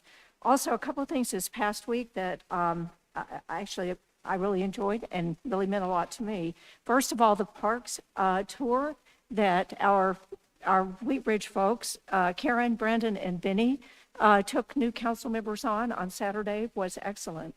It was wonderful to see things in a way that I had not seen them before, and some I had never seen before. So it was a great learning experience, and I really appreciated the time that they took to show us such a good time and teach us so many things.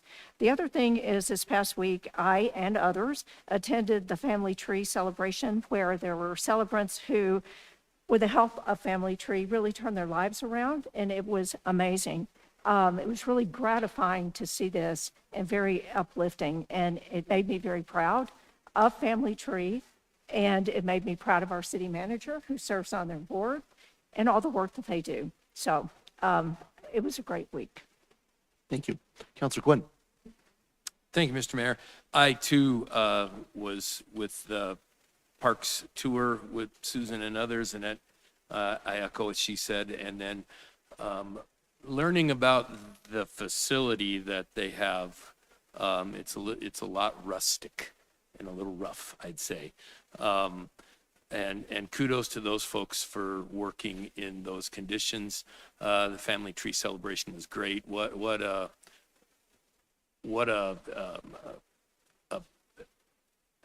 place. They do a lot of great work, and I just ran out of words. Like Officer Kellogg there, something escaped me. We do have our Engage Wheat Ridge District 3 times and places. I'll throw out July 8th, 6 to 8 at the Wheat Ridge Rec Center. Susan and I just briefly talked a little bit. We might try to make that like a little ice cream social kind of thing. So bring your sweet tooth. And July 25th at 9 o'clock in the morning, we're going to try to do it at Color Strand Elementary School outside. Have a little engagement out there. Thank you. Counselor Martell. Thank you, Mayor. Similar to council members Wood and Quinn, I attended the Family Tree event this week, and it was a lot of fun. There was great energy in the room, and the clients of Family Tree that spoke about their stories were inspiring. So I really appreciated being able to attend that with the city. Also attended the park tour that our Parks and Rec folks put on. And at the end of it, I was talking to Brandon, and I said, I think I know a lot about Wheat Ridge. I've been here for a long time. I've been engaged. But every time I go on a tour or spend time with city folks, I feel like I always learn something new, and I'm always impressed. And I learned a lot of new things on this tour. So I'm so glad we had the opportunity. And if there's ever a park tour, I recommend anyone take it. I also was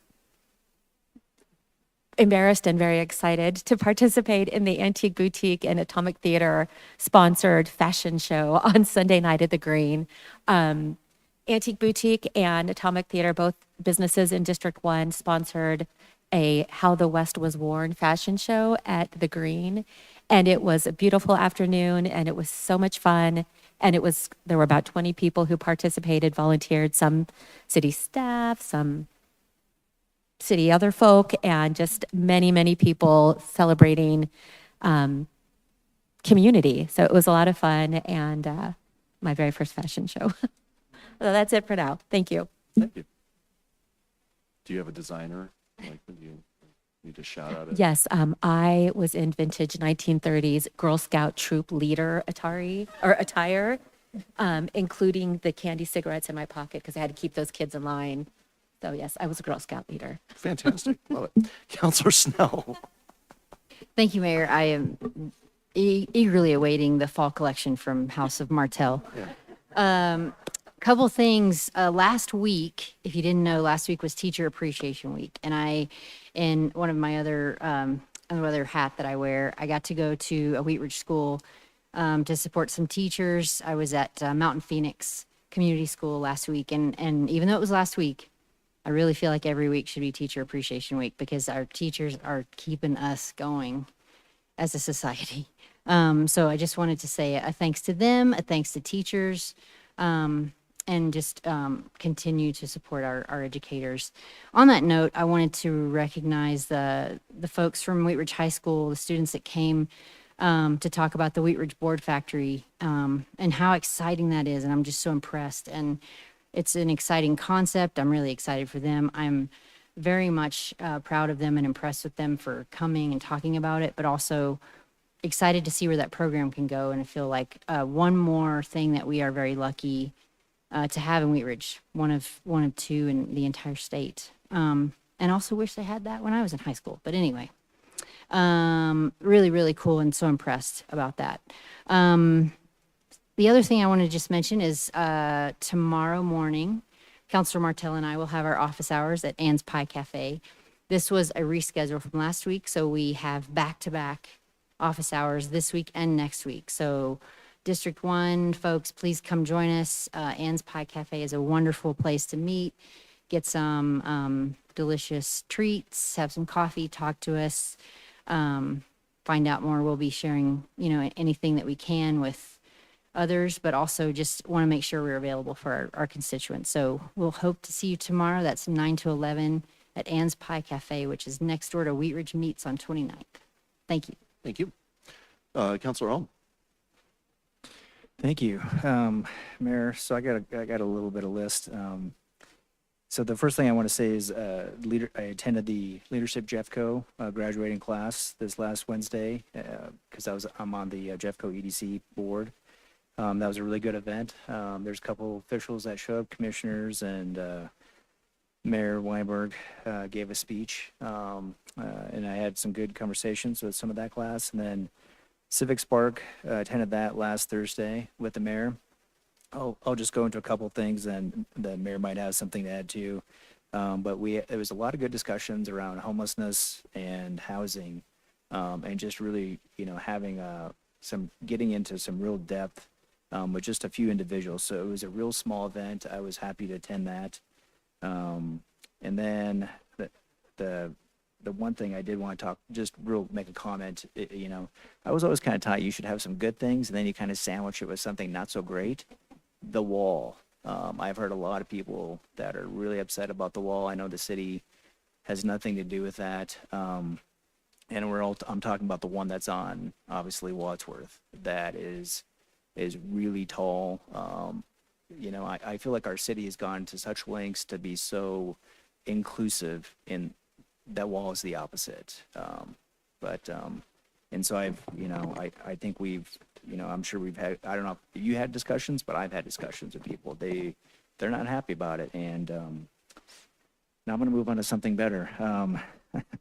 I want to give a big thank you to our Director of Public Works. The Clear Creek Trail, the Kipling Tunnel has always been an issue as a cyclist. It wasn't very well lit, and they made that so now it is lit 24 hours a day. I think that's great for safety.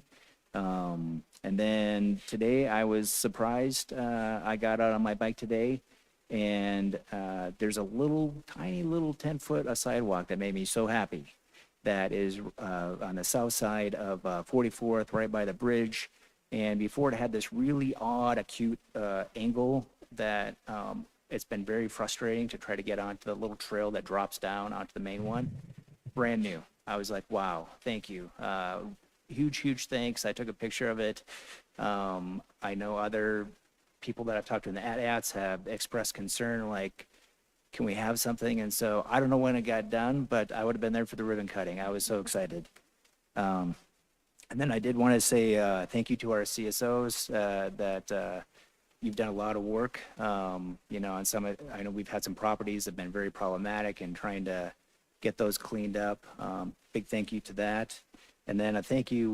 We've had all these branches that have been broken down, and that's I biked by that. There's a huge pile, and thank you to the city and our parks, for for getting all those wrangled up, and, trying to move forward. It was just, bad weather, and, we're just trying to clean it up, and I think that's great.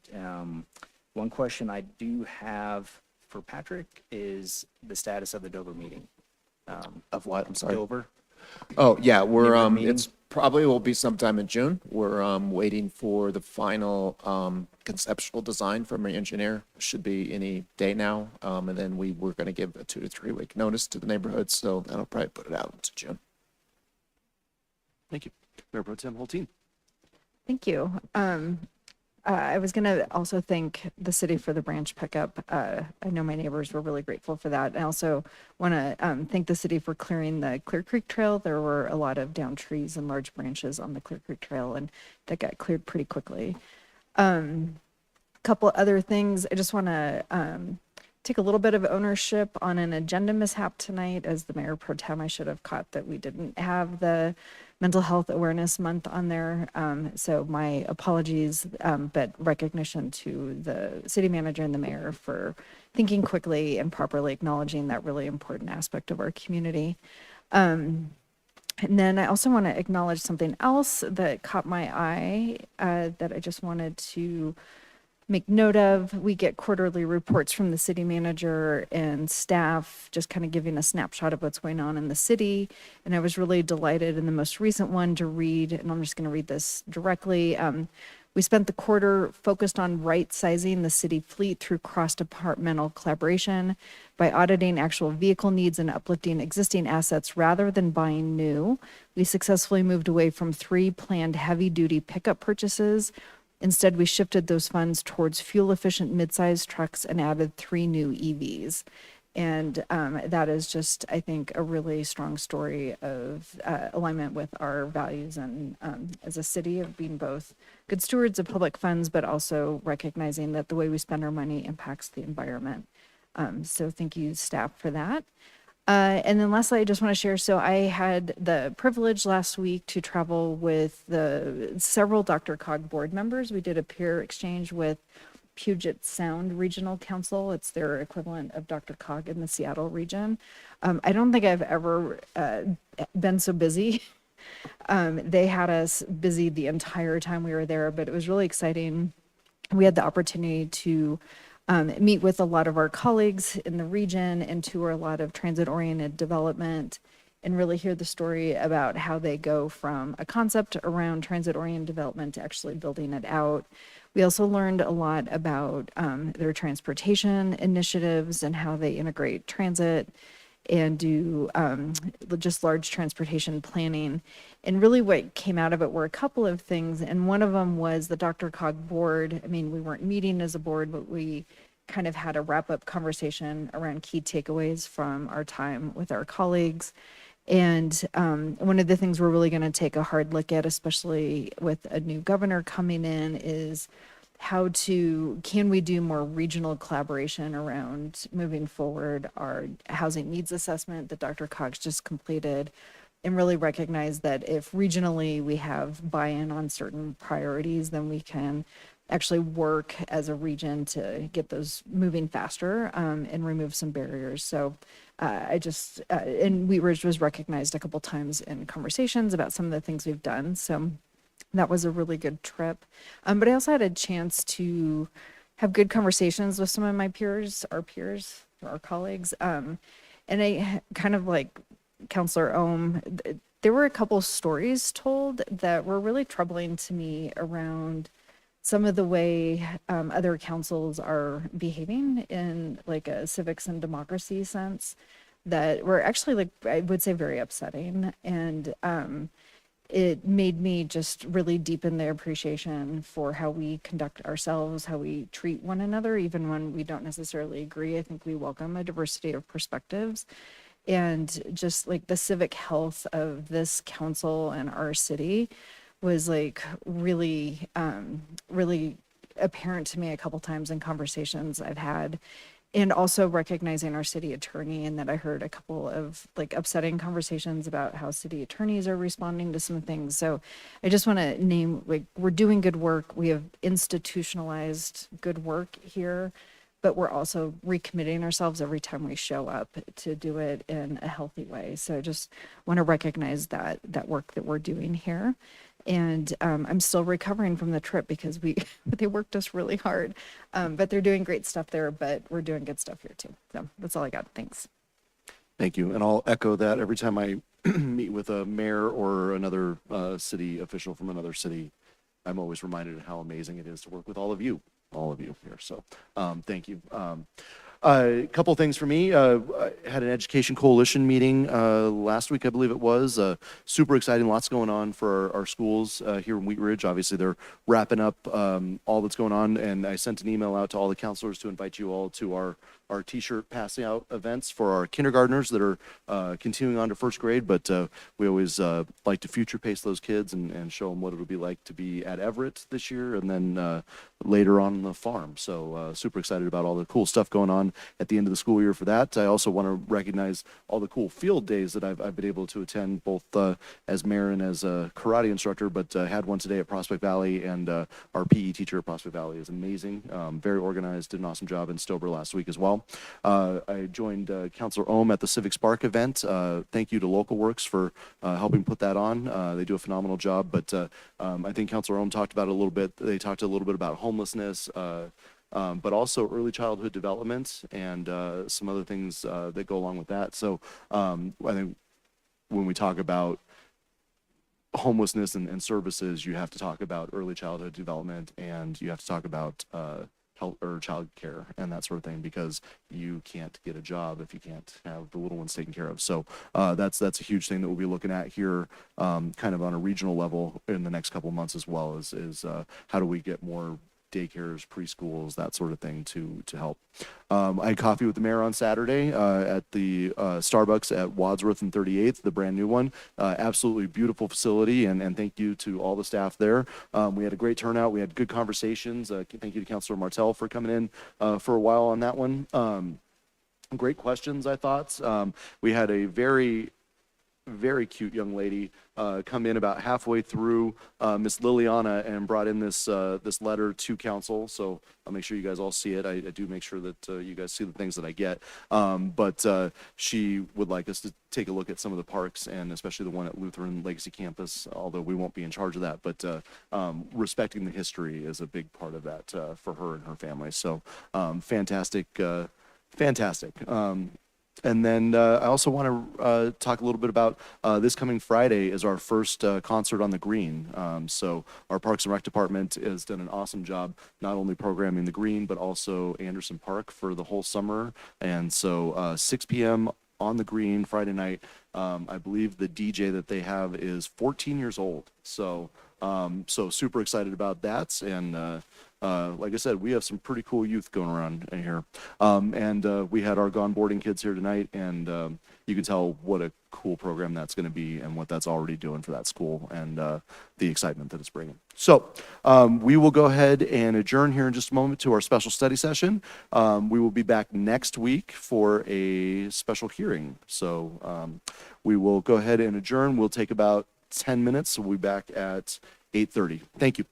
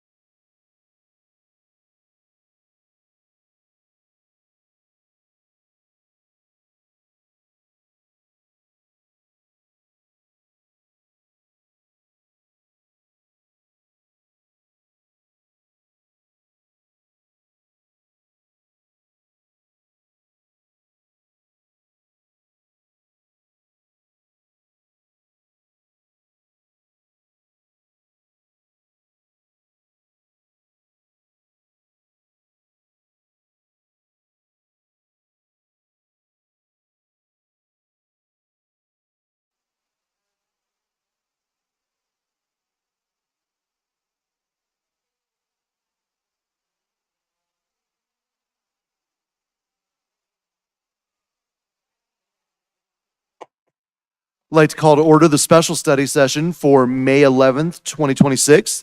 We have one agenda item tonight, which is the animal code amendments, and we will go right to the city manager, Mr. Goff. For Thank you, presentation. Mayor. I'm going to go straight to the Deputy City Manager, Mary Ann.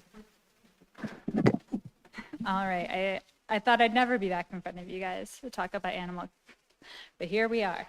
So we are back. We're going to talk today, give a little background of how we got here tonight. We're going to talk about the prior action. We're going to go through 3 specific items: venomous animals, potbellies, pigs, and swine, cats at large, and then we will open it up for a discussion from the group. I'll try to be quite quick. I'm aware there's an Avs game on, so we'll get this moving. So as part of the background, as you know, we have discussed Chapter 4, the animals. Historically, it was outdated. We doesn't really match the way that we're doing our business. So we've been coming to you since last year to propose some updates. We came last June, which I'll talk about briefly. Got most of it figured out, came back to you a little bit later, got some additional feedback. We'll just move on to the next one. I went to this planning commission in February to talk about the areas specifically related to Chapter 26. And then we came for first reading in March and then second reading in April, during which time the public hearing was continued to talk about these 3 items specifically: venomous animals, pot-bellied pigs and swine, and then cats at large. So first things first, let's talk about venomous animals. So during previous discussions with council, you may recall that we reviewed the existing regulation regarding ownership of all reptiles, amphibians, and insects. There appeared to be some unintended consequences of the code structure, which banned all animals by default, unless they were specifically listed as allowed. So because we don't believe that all reptiles, amphibians, and insects present inherent health and safety risk, staff recommended and received consensus to kind of switch the order of operations. So in September, we all discussed amending the code to allow their possession while continuing to prohibit a smaller, clearly defined subset of those animal classes that do pose a genuine threat to public safety. So the current concern that we have right now is that following the discussion, we realized that there was a need for a more detailed review and clarification regarding Section 414D, which is specific animals enumerated. We received some feedback that it might be overly complicated. We might just be kind of doing a little too much. It may have unintentional consequences regarding some of the lawful business operations in the city, and for that I'm specifically referencing reptile room, a 5280 reptile room. And so one of the things that we found is that we were doing a little bit of duplicating efforts, and so we were like banning venomous snakes. Those are already banned by the state, so we just sort of don't need to double do some of this work. Additionally, we were getting a little overly detailed about things that aren't currently issues in Wheat Ridge. And we also received feedback that the term insects might want to be changed to invertebrates, which staff doesn't have any issues with, since all insects are invertebrates, but not all invertebrates are insects. That works for us. And so working with the business owner, getting some feedback from the group, we're recommending that we just simplify what we proposed to you back in September, and that we just lean more heavily on what the state is already doing. So that is recommendation number 1 on venomous animals. As we move forward to pot-bellied pigs and swine, right now it's unlawful for any person to own, possess, harbor, sell, or in any way, any other manner, traffic any exotic animals or wild animals, any animal that's not a domestic animal. So as you know, the chief of police there is an exemption process for the chief of police through an annual application process. At this time, exemptions may be granted. And we do have several existing requirements for pot-bellied pigs under the exemption process. So for right now, pot-bellied pigs are specifically not allowed. If you do want them, you have to go through the chief's exemption process. And there are some specific requirements that are listed in the code. For example, the maximum weight is 150 pounds. The maximum height is 2 feet tall. They have to be certified by a licensed veterinarian to verify that they are, in fact, a pot-bellied pig. So in September, council did give consensus to ban swine, so that it did not include pot-bellied pig from all zone districts. And this update was approved by the Planning Commission in February of this year, and that's what was proposed on first reading. So the current discussion is related to small pigs. We did receive requests that council members might want to consider allowing small pigs that are not necessarily defined as pot-bellied pigs. However, with small pigs are still members of the swine species, so it starts to get a little complicated. And then with pigs being large or small or still growing, they are part of the swine family. And with what we had proposed this past fall, if we wanted to allow small pigs, we would have to update the requirement related to swine, which would also update any impact to Chapter 26. So just to have awareness of that. Additionally, there was some consideration related to the descriptive Latin language for pot-bellied pigs. It was referred to as Sus scrofa vittatus, which is a wild boar. And so we may want to change it to Sus scrofa domesticus, which is pot-bellied pigs. So this staff is in favor if council wants to proceed with the Latin language being updated. So overall, the recommendation for this one would be that staff did speak with the chief of police and our community service officers, and while they're fine with the Latin language being updated, they're also fine if we just want to remove the Latin language entirely, because with the certification process with the veterinarians, that would kind of do the due diligence of verifying the type of species that it is. And they would just, in terms of enforcement, I think when we think about our community service officers going out and verifying which Latin species it is, it may not be realistic in practicality. So simplifying it might be the preferred option. Additionally, I did ask the chief of police if we do have any current exemptions for pot-bellied pigs. And he said that the only exemption for an exotic animal right now is for a kangaroo yoga facility. So no current pot-bellied pig concern that we're seeing right now. So overall, staff would request that council consider removing the Latin language and then just lean on existing descriptors, but otherwise not change any of the recommendations. And then finally, for cats at large, currently section 4.8 of the code only pertains to dogs at large. Last year, staff proposed some revisions to the code, which included updating the word dogs to animals and then creating an exemption for domestic house cats. Council did provide consensus at that time. Since then, staff received some feedback that there may be interest in reviewing the regulation regarding domestic house cats. Council may, consider additional updates to section 4.8, which is dogs at large, to remove the exemption of domestic house cats. And the reason for this potential update would be primarily due to the impact on birds and for cat safety. A few other Colorado municipalities have also restricted domestic cats at large, including Westminster, Fort Collins, and Loveland.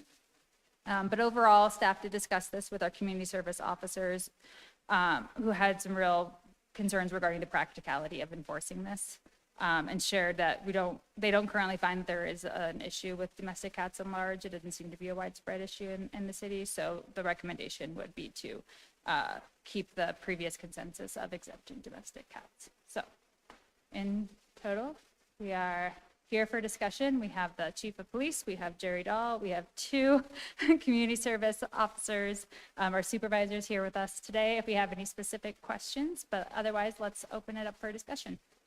Thank you. Do we have questions or comments from council? Councilor Rome. Thank you, Mayor.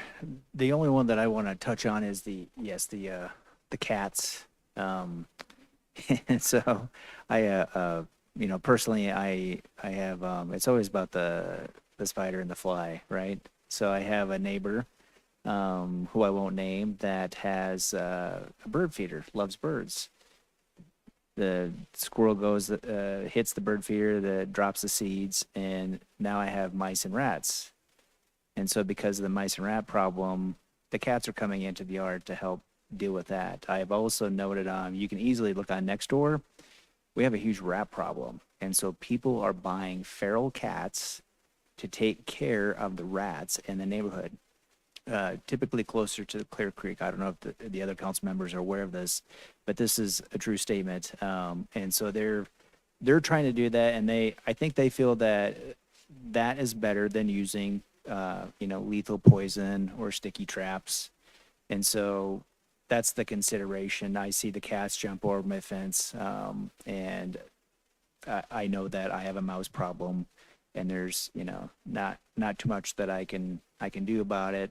Try to encourage the neighbor not to feed it, but and then we also have, we're very, somewhat farm friendly, I guess I'd say, and so we have chickens, and so in some of those areas too, the chickens have grains, and so the rats are attracted to the grains, and they don't want to be putting poison out, and so that's where the feral cats come in. So that's my comment. I'm not necessarily asking a question, but that's what's going on. Thank you.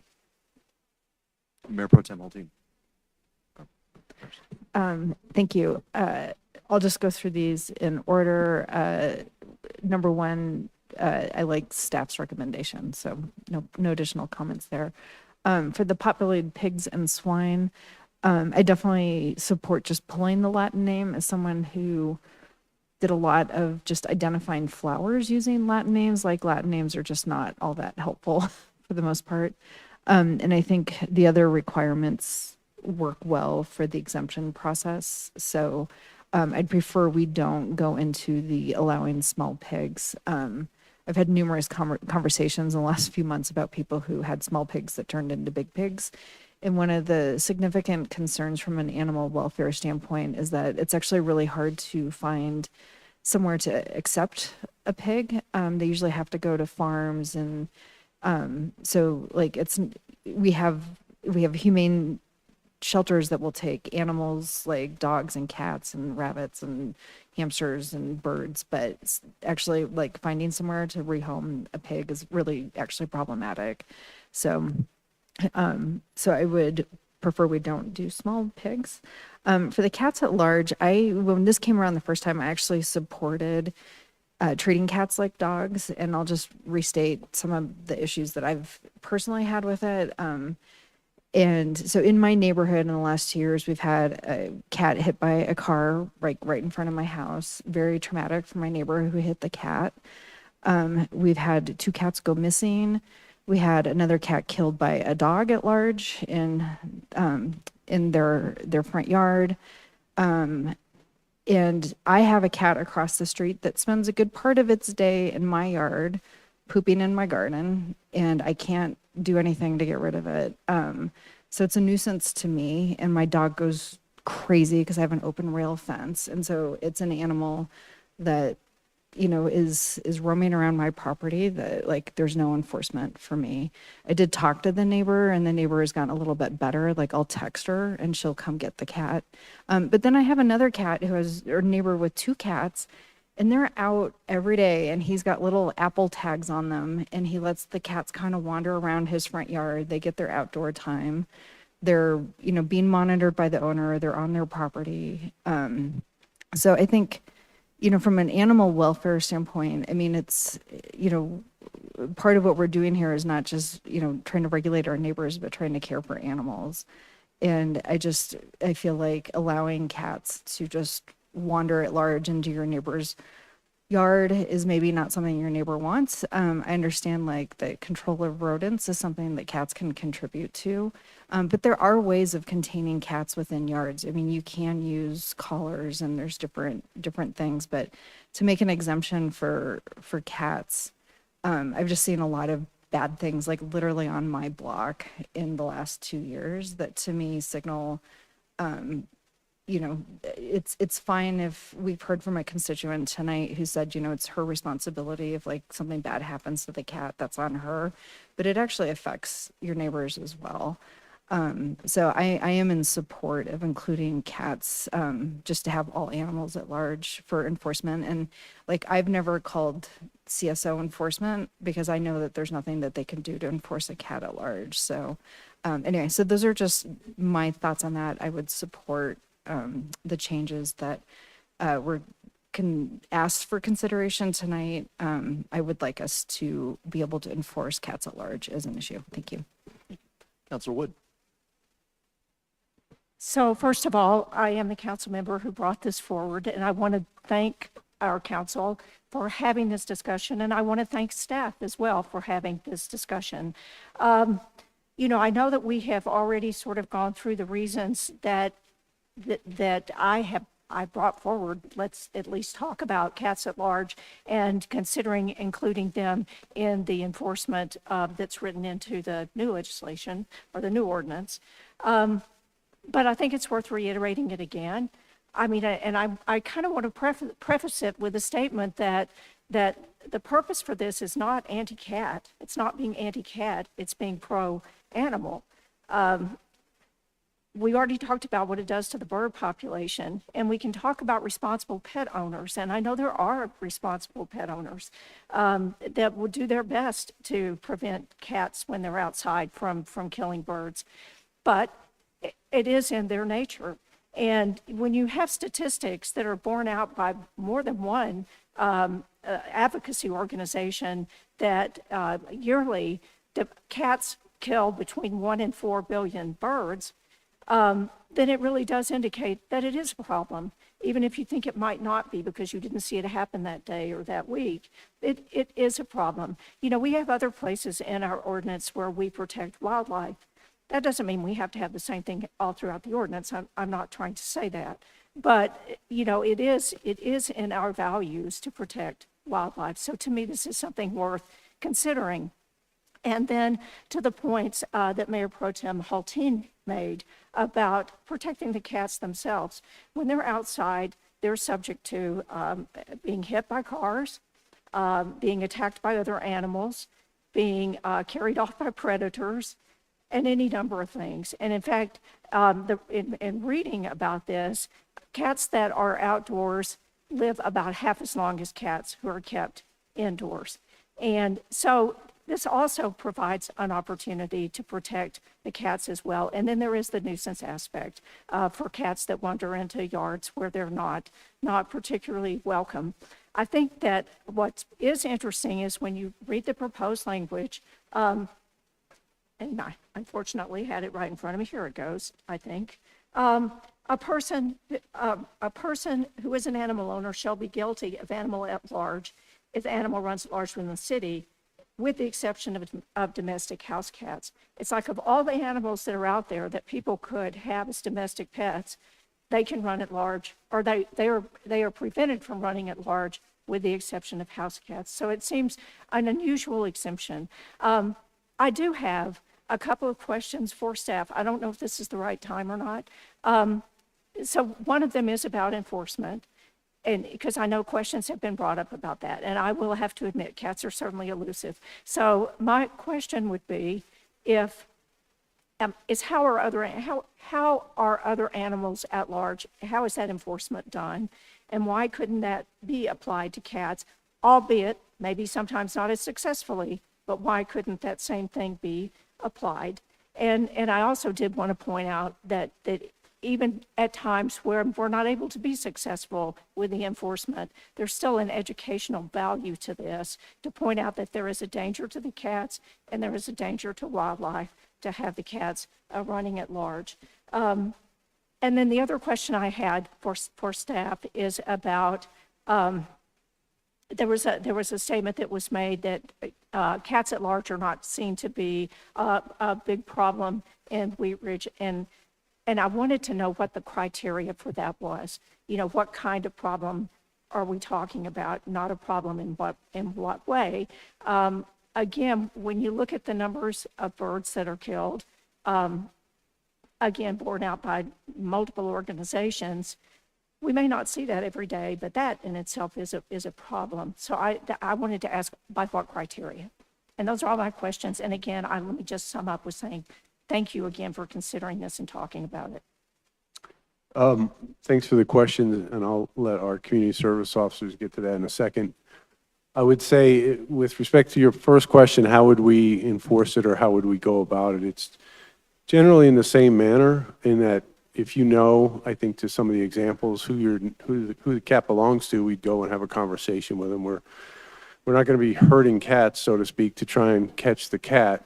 They're very difficult.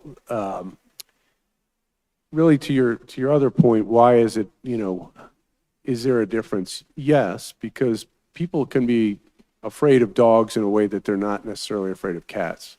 Dogs can be more aggressive, and they certainly can and have shown instances of aggression towards people. And I think that's really where the distinction lies in the two different maybe mindsets as to why different animals are treated differently. And many of our wildlife at large or wild animals at large, the complaints that come in are the ones that people believe are dangerous animals that are loose, whether that's the python got out or whether that's the dog running loose or whatever.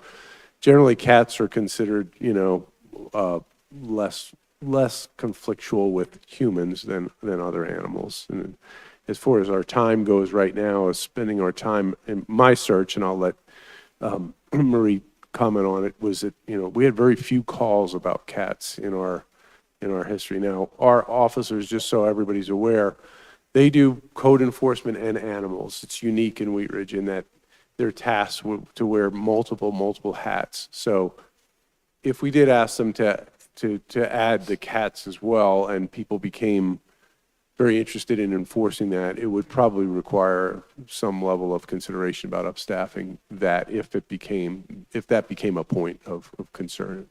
Marie, do you want to add to that? Thank you, Chief. Thank you, Council, Mayor, for your guys' time tonight. I would totally agree with everything that the Chief just spoke about right now. As far as the cats running at large, Phil and myself reflected on, again, just kind of looking at dogs at large. There are times that we can spend an hour to 2 hours on a call with a dog at large and just trying to confine a dog in a corner in a fenced area. If you think about a cat at large, cat could jump a fence, jump a roof on a house, climb up a tree, climb up a flagpole. That can cause some troubles for our team to try to go ahead and confine that cat in a safe manner and not break policy here with the Chief. But yes, those are just some of the things that we do look at. As far as the time that I've been here for 13 years. I've only had one cat call. In concerns with it being off leash, to comments to Ms. Holton, and it was for the same thing, the animal, the cat defecating in someone's yard. But we do have an ordinance that does cover the defecation picking up for an animal.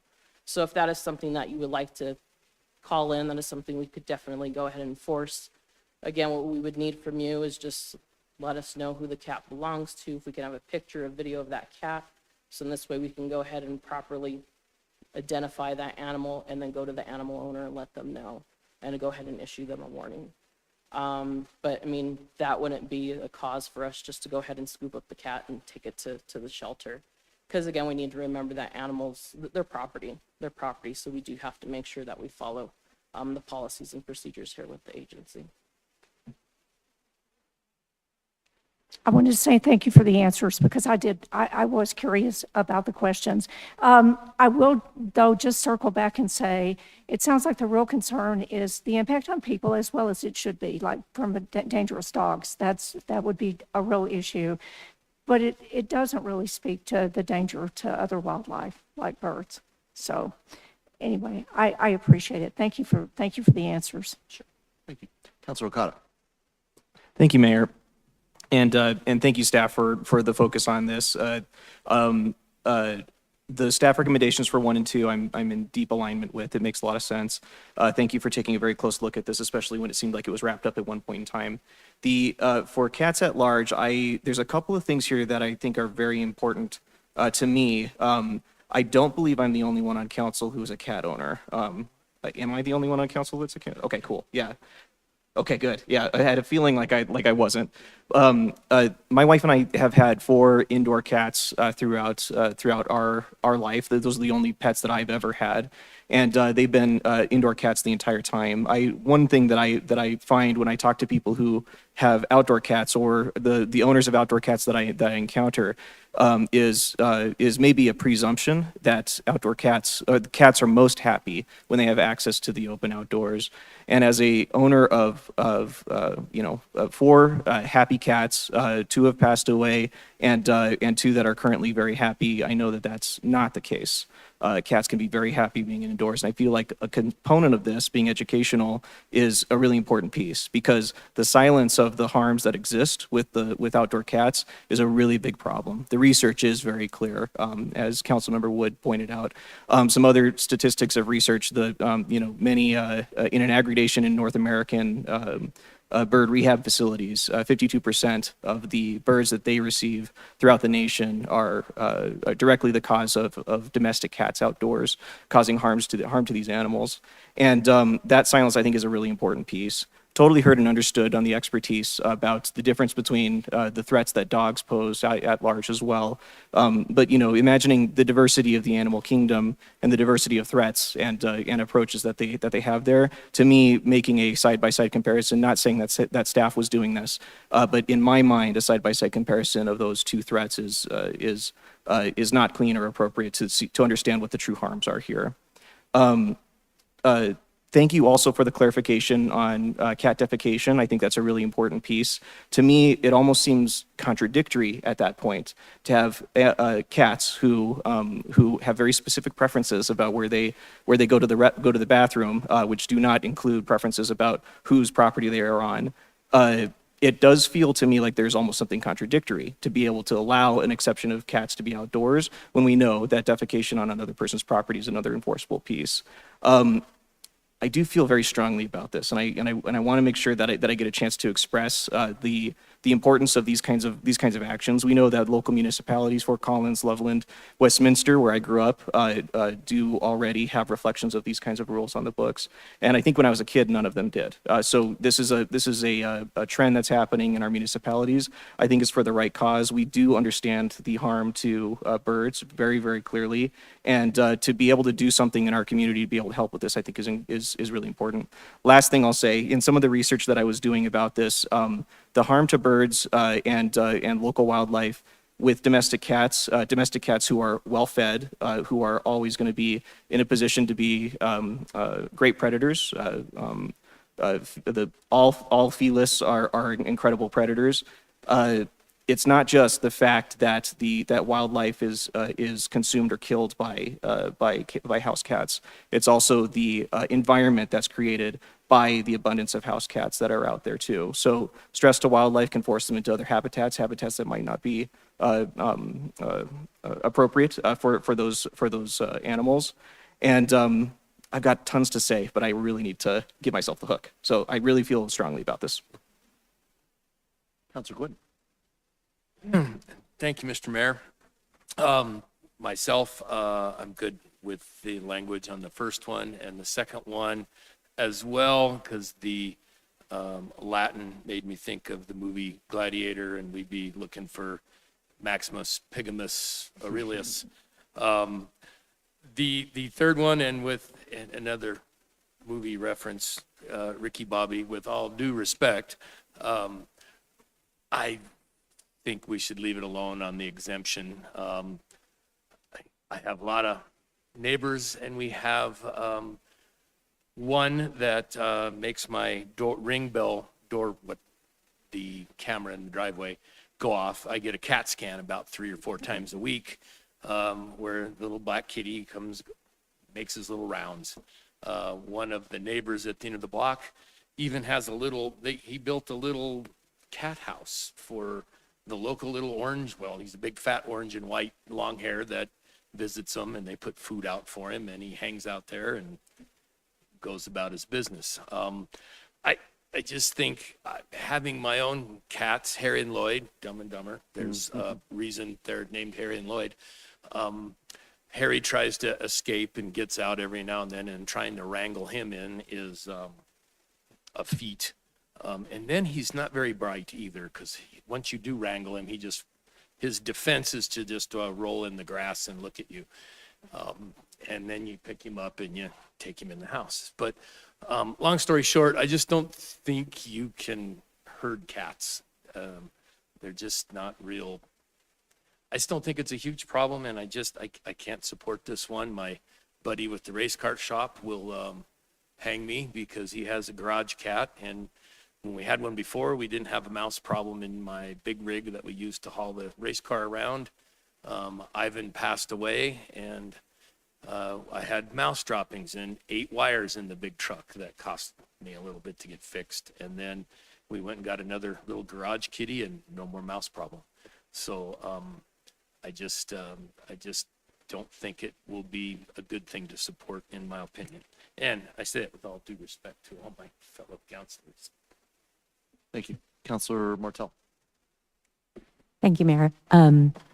So I'm not going to go in the order on the list, but I'd like to start. Well, first, I'd like to thank everyone, city staff, and everyone who's continuing to work on this. And also, I'd like to thank and show respect to the prior council and all the work that they did to get this almost to the finish line. And then 4 new people come in and start poking at it and asking questions. So sorry, not sorry, but I do want to acknowledge all the work that was done. And I do think that there's times when new eyes will maybe make things better, even if it's a little bit more work. And I'm hoping that's the case, but I wanted to acknowledge that. I also, starting with the cats at large, like I can agree with everything that everyone has said, including being for the removing the exception and including keeping the exception. I've never had cats. I'm allergic to cats. So cats in the wild are a little bit scary to me because I don't want to run into them because I'm very allergic to them. But the filter I used really in thinking about this is what was the intent of these code updates when the prior council was taking this project on. And the thing I remember hearing in those study sessions and in talking to my peers was that the intent was to create a set of codes that could be equally applied and could be consistently applied. And with that thought process, particularly with the cats at large, for me, the bar that would need to be met to have an exception to something being applied universal or as universal as possible is pretty high. I'm not a exception or exemption fan if the code can be written to be inclusive. And so with thinking about that, I would need a lot of reason and a lot of evidence to be on board with an exception. And then also I think about being a dog owner and being a dog owner my whole life. And as I was growing up, we opened the door and the dogs went out and eventually they came home. And some dogs came home every night for dinner and some dogs weren't as food motivated and they came home maybe a couple days later. And that's just not how things are done anymore. And that was a natural evolution for the safety of the dogs and the safety of the community. And I think some of the reasons we've talked about tonight on safety to cats, the trauma of cats being hit in neighborhoods where it might be the responsibility of that cat owner to take responsibility for it. But it does impact the neighborhood. It does impact the kids who saw it happen. And the impact to the environment and the impact to birds. I think that a couple generations from now, people will be looking back on this decision and say, well, of course cats are inside. So maybe we're ahead of that trend.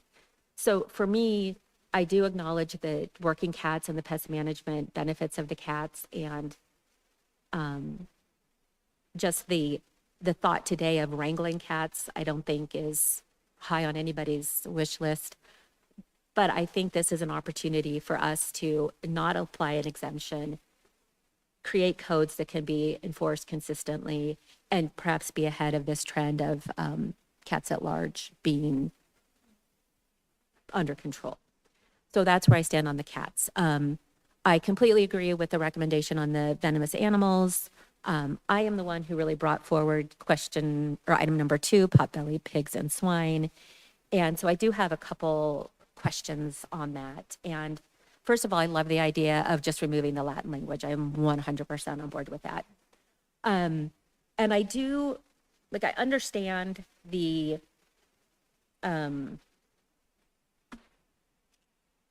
suggestion to lean into existing language, but I'm still kind of hung up on this one point that I would love, maybe Marianne or maybe Chief, for you to chime in on, just so if I can wrap my head around it, that will help me move forward with number 2.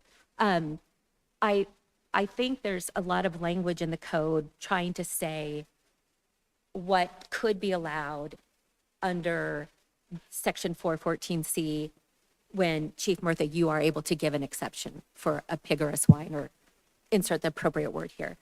And I'm wondering if, instead of trying to say potbelly pigs, where, how do we define potbelly pigs? Because I found different language or different classes could be inside potbelly pig or outside potbelly pig. I've found some sample language that speaks to language like domestic pigs kept as companion animals may be permitted under section 414C, provided the animal complies with the size, blah, blah, blah, other bullet points. So we're not saying potbelly pigs, we're not saying small pigs, we're not saying, I can't remember the other words. And then a separate prohibition on livestock swine operations or breeding operations or agriculture raising of pigs. That is never permitted. So I'm just wondering if not just moving the Latin language, but even making it a little bit more broad, that it's domestic animal that meets the requirements of like height, weight, size. So that's just a thought I had. So I'd love your thoughts. I think we touched on it earlier, but for us to monitor the size and weight of an animal throughout its life cycle is next to impossible. And certainly, you know, the experience, I think, and I'll let Marie touch on this, but is that you're going to have people who have a difference of opinion on what they're looking at, as opposed to what we find in these cases. And in past, you know, if history tells us anything, it's that if we're ambiguous about this, we're going to be in a difficult spot trying to do enforcement there. So maybe to your earlier point, defining things pretty clearly is a lot easier if we just say, okay, you know, for the cat example, no animals are allowed to be free roaming. Maybe, you know, maybe there is no exemptions, or maybe there is for potbelly because they're a specific species and they can be identified and that they only grow a certain size. That's up, obviously, to the council to decide, but I think making it easier on our animal control officers to be able to enforce and do their job without having to stand out there and argue with two different sides, especially in an emotional, animals are an emotional component of police work, you know, even when it doesn't come to what they're doing every day and an officer is trying to separate somebody from their animal to take them to jail or something, the animal is incredibly part of their life. So this becomes a whole other level of interaction. Marie, am I speaking out of turn to say that? No, not at all. Do you want to add anything to that? I guess, again, just to kind of touch base on what Hultine had mentioned as well. I mean, if somebody does get a small pig and it ends up growing outside the size, it can become difficult to try to go ahead and redeem that animal and do what's best, not only for the animal, but for the owner. If we were to look out to maybe perhaps trying to weigh that animal again, I mean, that's a lot of equipment that we would have to look into, and honestly probably have to have an actual vet on staff, and that is something like I wouldn't even imagine how the heck to even get that thing going. And also, I mean, if we do add on more pigs, sorry to break this back, but more mice, more rats, back to the cat issue.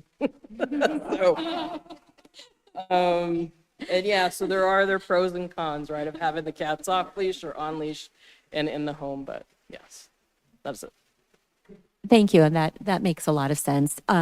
So would the definition of potbelly pig be a part of the certification by such a licensed veterinarian? Is that where we get the potbelly pig certification or definition?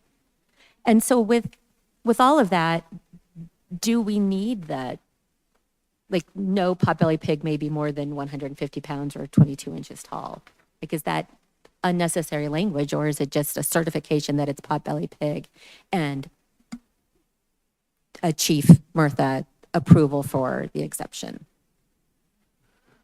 I can't speak to how the animals work because that was never something I signed up to do. I'm learning more and more. But just as far as the exemptions go, you know, that process is really based on community input. It would be a lot of neighbor visits and whether or not there was space for the animal, and would rely a lot on the inspections that were done by the animal control officers. So there'd be a lot into it, but it certainly, separating somebody from an animal they've had for 8 years that suddenly trips the 150-pound mark is a difficult point to consider. But I think Marie had some comments on this as well, maybe. Yeah, just looking at some of the different sizes of the pigs, I mean, they can get up to 400 to 600 pounds. So, yes. So it's just, it can be very difficult to try to wrangle a pig, potbelly pig of that size. And then also, again, taking into account of how much acreage, or if we're looking at a pig in a duplex, can get a little challenging. Great. So thank you for, that sounds like a band name. You know, I might mention that, you know, these standards were invented, some time ago. And I think, and the chief can tell me if I'm wrong, but at least in the potbelly pig arena, this is a person who wants the exception. This information is presented to them at the time. So I agree, there's no particular magic in 150 pounds, but I want the exemption. I'm told at the beginning, this is the kind of pig you can have. And I think the value sometimes of numbers like this is not later and we're weighing the pig, et cetera. It's really education for the applicant.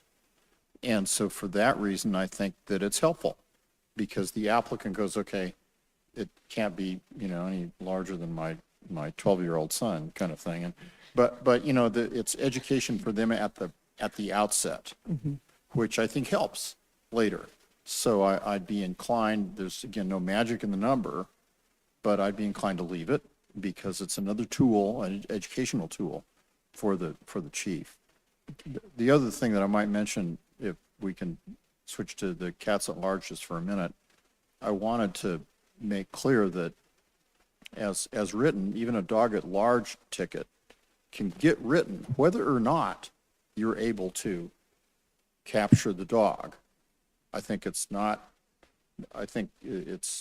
we shouldn't conflate the two and think, okay, because cats are hard to corner, you can't write a cat at large ticket, because that's the offense is that the animal is at large. And an element of being able to write the ticket isn't, and we were able to capture them. I don't have an opinion on whether you include or don't include cats for the cats at large, but I wanted to, because there's been some distinctions made. Well, gee, cats are hard to capture.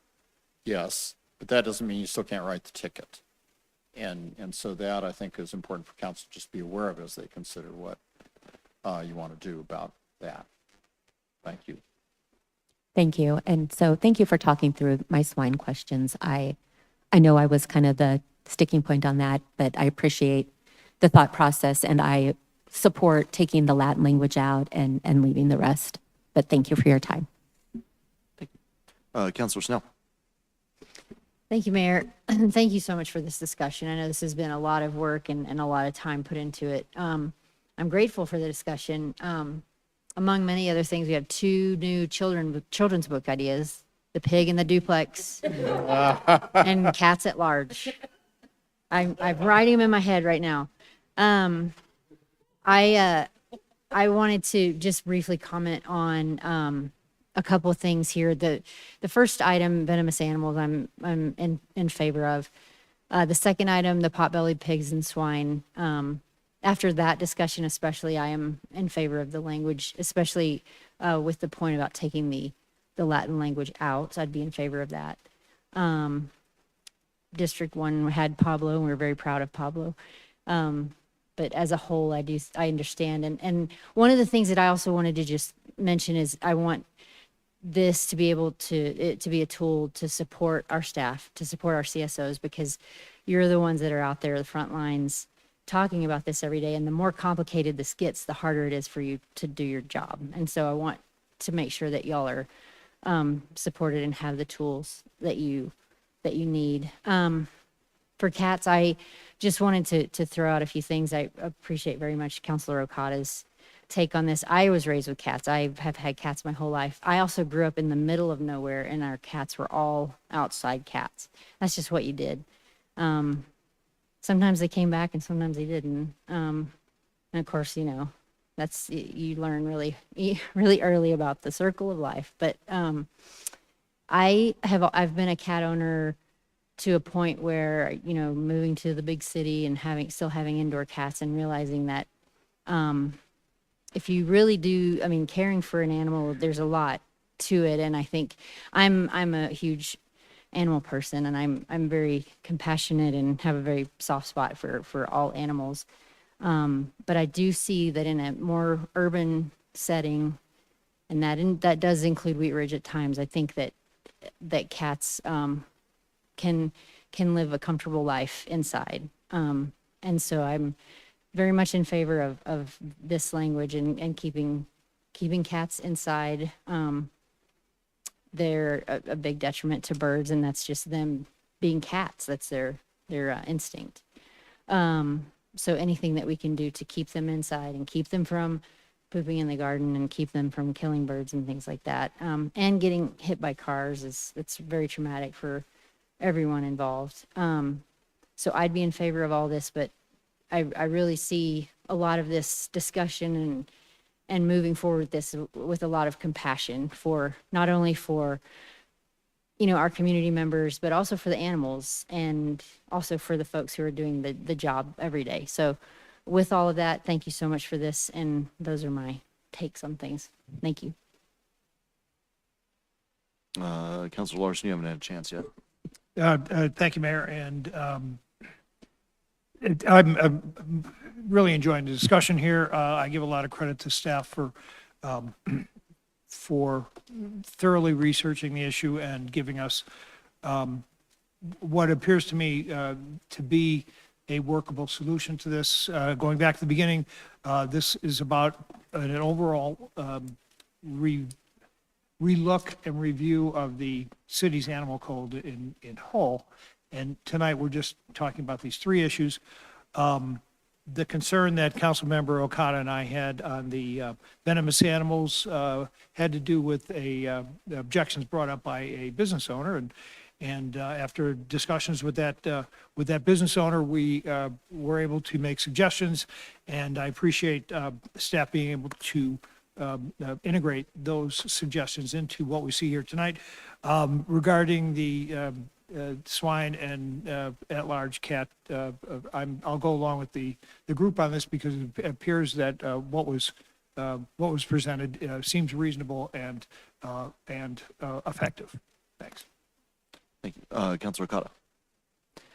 Thank you. This discussion is really helpful. I do notice some disagreement here, and like I said a long time ago, I really appreciate and enjoy the disagreement. So it helps us get to better things. I've been sitting over here also trimming down my soapbox to be more like a soap yoga mat.